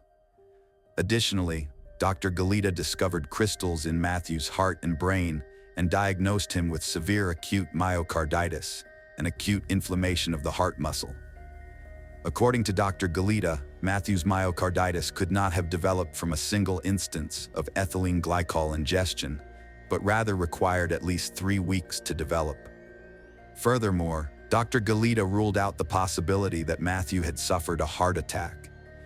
Dr. Galita reached the conclusion that Matthew's death was caused by long-term poisoning from ethylene glycol. She believed that this poisoning happened due to a series of acute but non-fatal intoxications that occurred over a period of at least 3 months. Matthew's friends stated that his go-to drink was raspberry iced tea, which he would often bring to work in a thermos or in its original packaging, whether it was a half-gallon or whole-gallon container. According to his friend Michael Mahal, Holly McPheecher would occasionally bring Matthew lunch at work, and it would always come with a half-gallon or whole-gallon container of iced tea. In August 2007, the police collected 2 bottles of antifreeze, one from Peak and one from Saturn, from the garage of McPheecher's former home. This was 3 years after she had moved out, and also after the autopsy results had been released in 2010. The coroner's report was later amended, and Dr. Frank Miller, the then county coroner, signed off on the updated document. Although the cause of death remained the same, the amended report changed the manner of death from undetermined to homicide, concluding that Podolak's death was a result of chronic ethylene glycol intoxication and was indeed a homicide. 6 years after Matthew Podolak's death, the authorities finally decided to arrest Holly McPheecher in connection with his passing. In July 2012, they charged her with 2 counts, aggravated deprivation of Matthew's life and contaminating a substance for human consumption or use. Matthew's older brother, Mark Podolak, revealed that his family had long suspected McPheecher's involvement in his brother's death, citing her unusual behavior. She didn't seem like someone who was grieving or about to lose a loved one. The investigators believed that Holly had been secretly adding antifreeze to Matthew's cold raspberry tea over a period of weeks or even months. She pleaded not guilty to the charges and appeared in court in 2013. The case against Holly rested solely on circumstantial evidence. During the trial, the prosecution called 15 witnesses, including Matthew's family and friends, Dr. Galita, Dr. Thomas Mandat, Matthew's doctor, and several police officers involved in the investigation. These witnesses testified about Holly's behavior, a phone call Matthew made before visiting the doctor, and the fact that Matthew had not owned a working boat since 2004, so he had no reason to use antifreeze for that purpose. Holly's lawyers claimed that Matthew's family and friends were convinced of her guilt and immediately launched a vigorous campaign targeting law enforcement agencies to ensure she was brought to justice after his death. The state's primary witness was Dr. Galita, the medical examiner who performed the autopsy on Matthew's body. During his extensive testimony, Dr. Galita explained how he arrived at the conclusion that Matthew had been subjected to chronic poisoning over a period of 3 months. He pointed out that he discovered crystals in Matthew's kidneys and cardiac myocarditis, both of which can be caused by exposure to ethylene glycol. He ruled out other possible causes of myocarditis, including bacterial, fungal, and viral infections. Furthermore, Dr. Galita testified that if Matthew had experienced a single acute exposure to ethylene glycol, myocarditis would not have developed. Galita clarified why he altered the original autopsy report 3 years later. At the time in 2007, the coroner's office lacked sufficient information to conclude that the death was a result of intentional life deprivation, so the manner of death was initially classified as undetermined. The testimonies of other witnesses supported Dr. Galita's findings on the cause of death. Matthew's friends testified that Podolak's health started to decline in the spring of 2006, and he was diagnosed with kidney stones in July of that year, with his health continuing to deteriorate afterwards. As for the relationship between Podolak and McFeature, the state's witnesses stated that it had become increasingly volatile. Matthew seemed fearful, and one of his friends even advised him to take his weapons out of the house, which he did. Holly's lawyers claimed their client was not responsible for Matthew's death. They suggested that Matthew, who was struggling with depression due to online gambling losses, work issues, and communication problems with his young child, intentionally took a lethal dose of antifreeze. The defense also argued that Matthew died from a single dose, rather than multiple doses taken over several weeks or months. To support this, they presented Dr. Robert Bucks, the coroner from El Paso County, Colorado. He testified that Matthew suffered from acute poisoning, which indicated a one-time ingestion of ethylene glycol and suggested that Matthew wanted to end his life. Dr. Bucks disagreed with Dr. Galita's finding of myocarditis, instead believing Matthew had a heart attack. He also stated that a person can have myocarditis without ethylene glycol poisoning, and that flank pain is not a symptom of ethylene glycol poisoning. Additionally, Dr. Bucks claimed there was no connection between kidney stones and ethylene glycol poisoning. The state presented evidence that despite struggling with depression, Matthew was dedicated to being a good father to his children and had made plans with them as recently as the day before his death. Additionally, there was evidence that he had sought medical help for both his mental and physical health issues. One key witness at the trial was Jamison Kennedy, who both asserted that Holly had confessed to them that she had mixed something into Matthew's drinks. Kennedy was brought to the courtroom from prison, where he was serving a 10-year sentence for assaulting police officers. He repeated his claim that Holly had confessed to him about her involvement in Matthew's death, but Holly denied making such a statement. Despite Kennedy's questionable credibility, the court transcript shows that Sergeant Michael Quinn testified that when Kennedy initially told the authorities about Holly's confession, there was no public knowledge that Matthew had died from ethylene glycol poisoning. This suggests that Kennedy's information did not come from elsewhere, contradicting Holly's claim. Holly claimed that Kennedy had given her a choice, either receive leniency in her criminal case or exact revenge on her.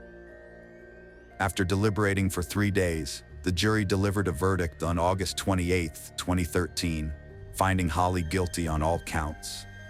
The court subsequently sentenced her to life imprisonment, with the possibility of parole after 30 years. This case relied solely on circumstantial evidence and witness testimonies. In your opinion, was Holly truly guilty? Is it plausible that Matthew intentionally consumed antifreeze for 3 months in an attempt to harm himself?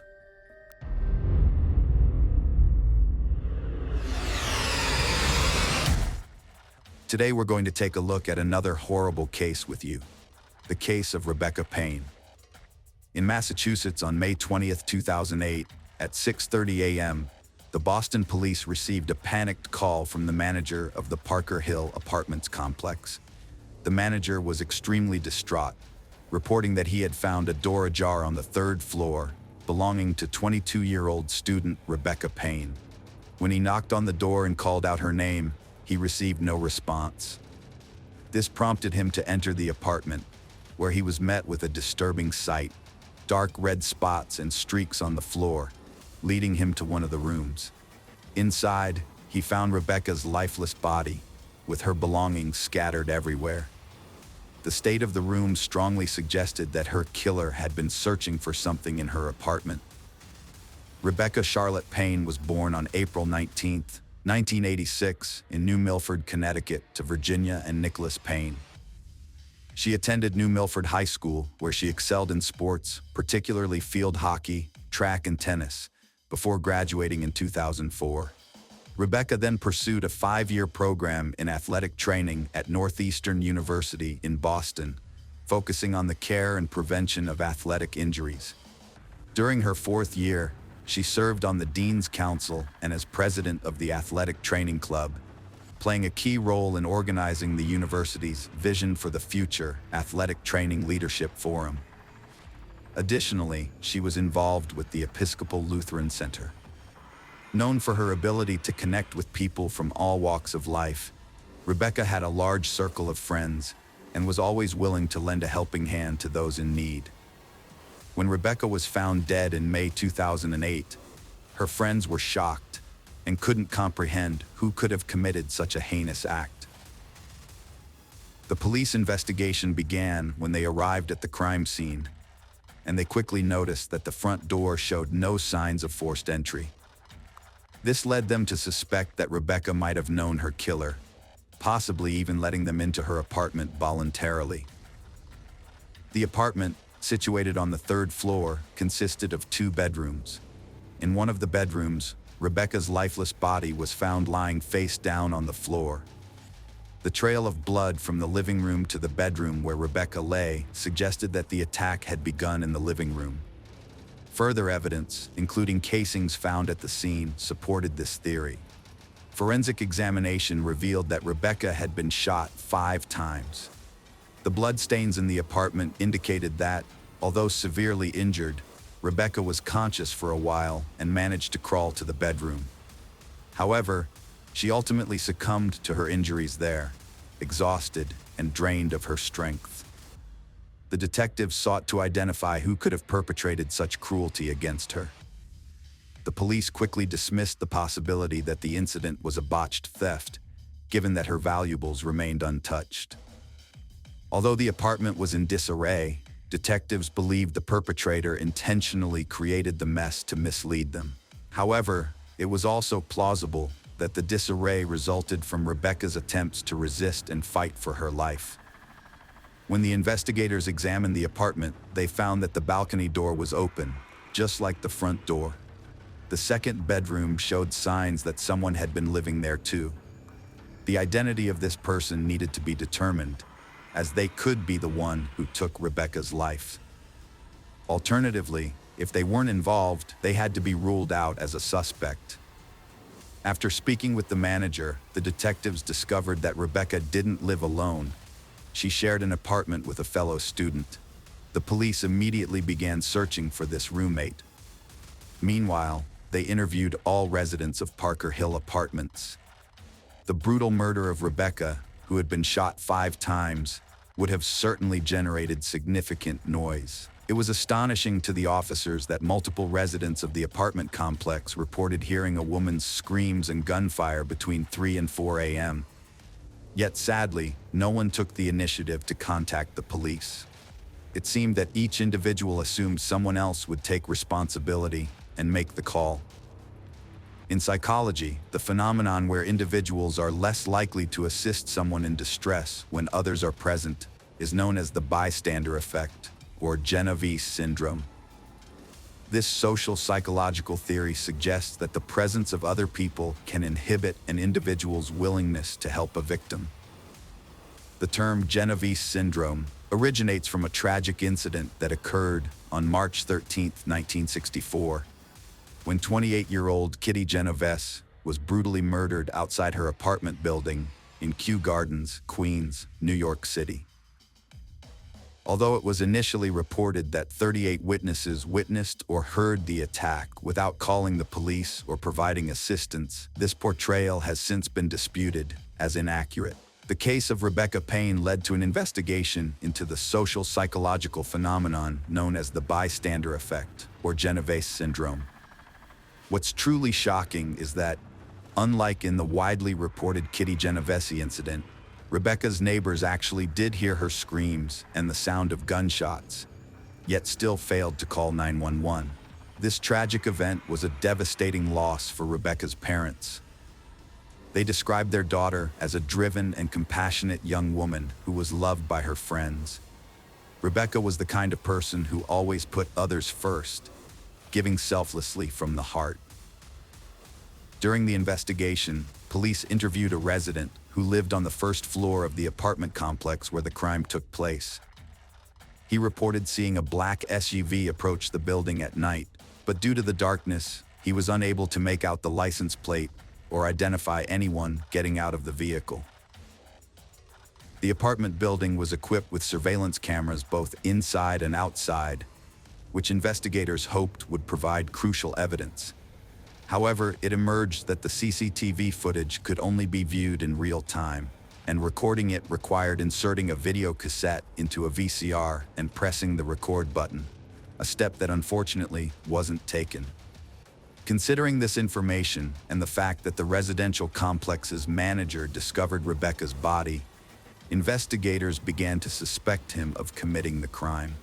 As a resident of the building, he had unrestricted access to Rebecca's apartment at all times. Furthermore, he was aware that no one monitored the surveillance cameras, which might have led him to wait until late at night to attack Rebecca for unknown reasons. The police sought to explore all possible scenarios. The police investigation into the manager gathered pace when they conducted a background check on him, which revealed a history of legal issues related to illegal substances.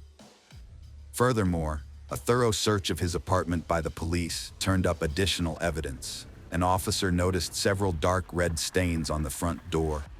The stains were swabbed by forensic experts and sent for further analysis. The apartment complex manager was taken in for police questioning. Investigators grilled him with questions, trying to determine if he was concealing information or would alter his story. However, he denied any involvement in Rebecca Payne's death, stating that he was in his apartment the entire night with his wife. The investigators then spoke with his wife, who corroborated her husband's alibi, confirming that he had indeed spent the entire night with her. The police released the suspect after a laboratory report confirmed the dark red stains on his apartment door were just paint, eliminating grounds for his arrest. During their investigation, detectives reviewed video and photo evidence from the scene, which led them to focus on a public transportation card. This card, used in the Boston area, stores data on each use, including the exact location and time. The transit police provided detectives with CCTV footage, which showed Rebecca using the card on her way home, appearing calm and alone, with no one following her. Unfortunately, this footage did not help identify any potential suspects. A few days later, investigators obtained another surveillance video from a camera outside the hospital building near the Parker Hill Apartments. The recording showed a black SUV passing by around the same time as the attack on Rebecca. The vehicle matched the witness's description, but the poor quality of the footage made it impossible to read the license plates. However, investigators were able to conclude that the car was a Ford. After identifying Rebecca's roommate, the detectives brought her in for questioning to determine if she had any connection to the incident. They wanted to know if she had any information about the events surrounding Rebecca's death. The roommate claimed to be shocked by the news and explained that she had moved back in with her parents to study for an exam.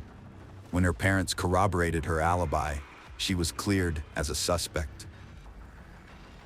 Although the conversation didn't reveal any direct evidence, the roommate did provide a useful lead. She mentioned that Rebecca's boyfriend, Matt, also a fellow student, had access to their apartment. Matt's motive for taking Rebecca's life was a crucial question investigators had to answer. They reached out to Matt by phone and learned he had moved to New York State to live with his parents around the time Rebecca was attacked. Matt claimed to be depressed over his girlfriend's death, but his distress might have been an act. Matt said he was staying with his parents, and they corroborated his alibi when shown a printout of his cell phone's call history. Investigators discovered Matt had spoken to Rebecca around midnight, mere hours before her death. However, the cell tower that received the signal from Matt's phone was located near his parents' house in New York State. Through an experiment, investigators determined that Matt wouldn't have had enough time to drive from his parents' house to Boston in 3 or 4 hours to commit the crime. As a result, Matt was also cleared from the list of suspects. Family and friends were gathered at Rebecca's home in Connecticut, bidding her a final farewell. But the police investigation had stalled due to a lack of evidence, new witnesses, and DNA samples. The case had reached a dead end. Nicholas Payne expressed the sentiments of those who loved her. "We're left to mourn the loss of Rebecca, knowing we'll never again hear her laughter or share in her life's adventures and progress. All of that has been taken from us." As the years went by, Rebecca's parents continued to wait in vain for answers about their daughter's death, which remained a mystery. However, a surprising breakthrough occurred in 2012. Anthony White, a man, was arrested by the Boston police for dealing illegal substances. With the threat of a lengthy prison sentence looming, White proposed a deal to the investigators. In exchange for a shorter sentence, he would provide information about the night Rebecca Payne died. Recognizing this as a potential opportunity to finally crack the long-dormant case, the investigators accepted White's offer. After consulting with the prosecutor, White reported that on May 20th, 2008, he received a contact from an acquaintance, Cornell Smith, who was also involved in illegal drug dealing. Smith requested a meeting with White and arrived accompanied by their mutual friend, Michael Balba, who drove a black SUV.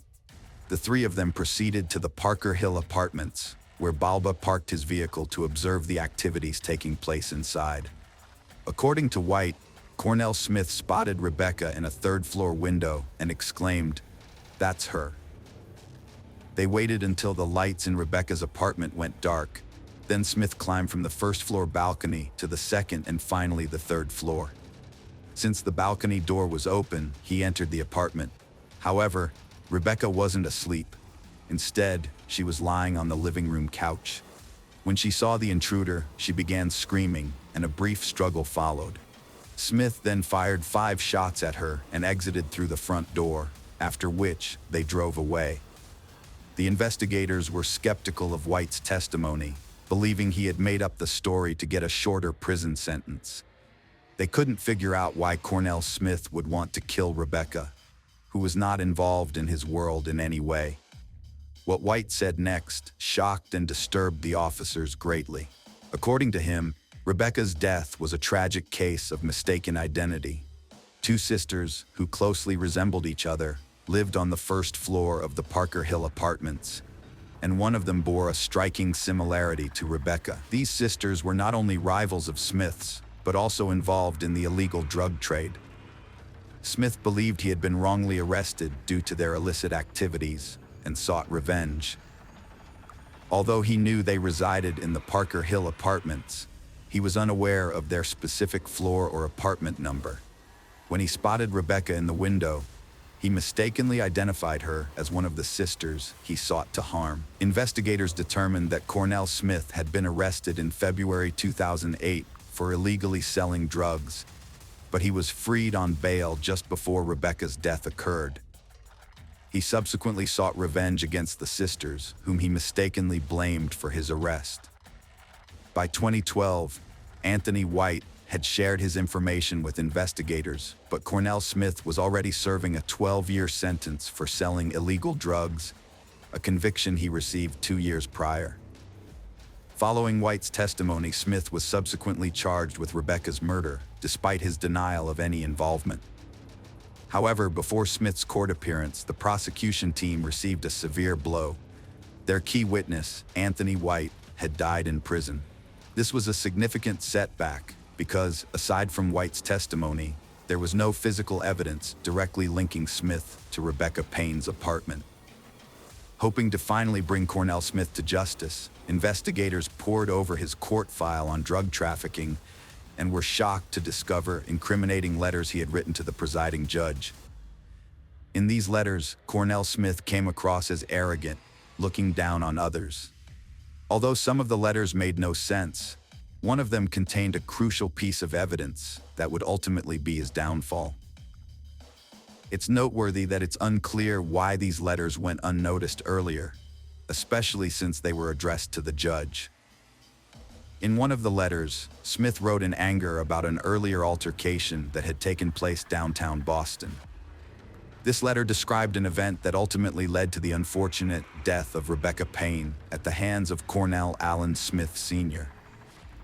Notably, the letter confirmed that Smith was in her apartment at the time of her death. The trial of Cornell Smith took place in 2015.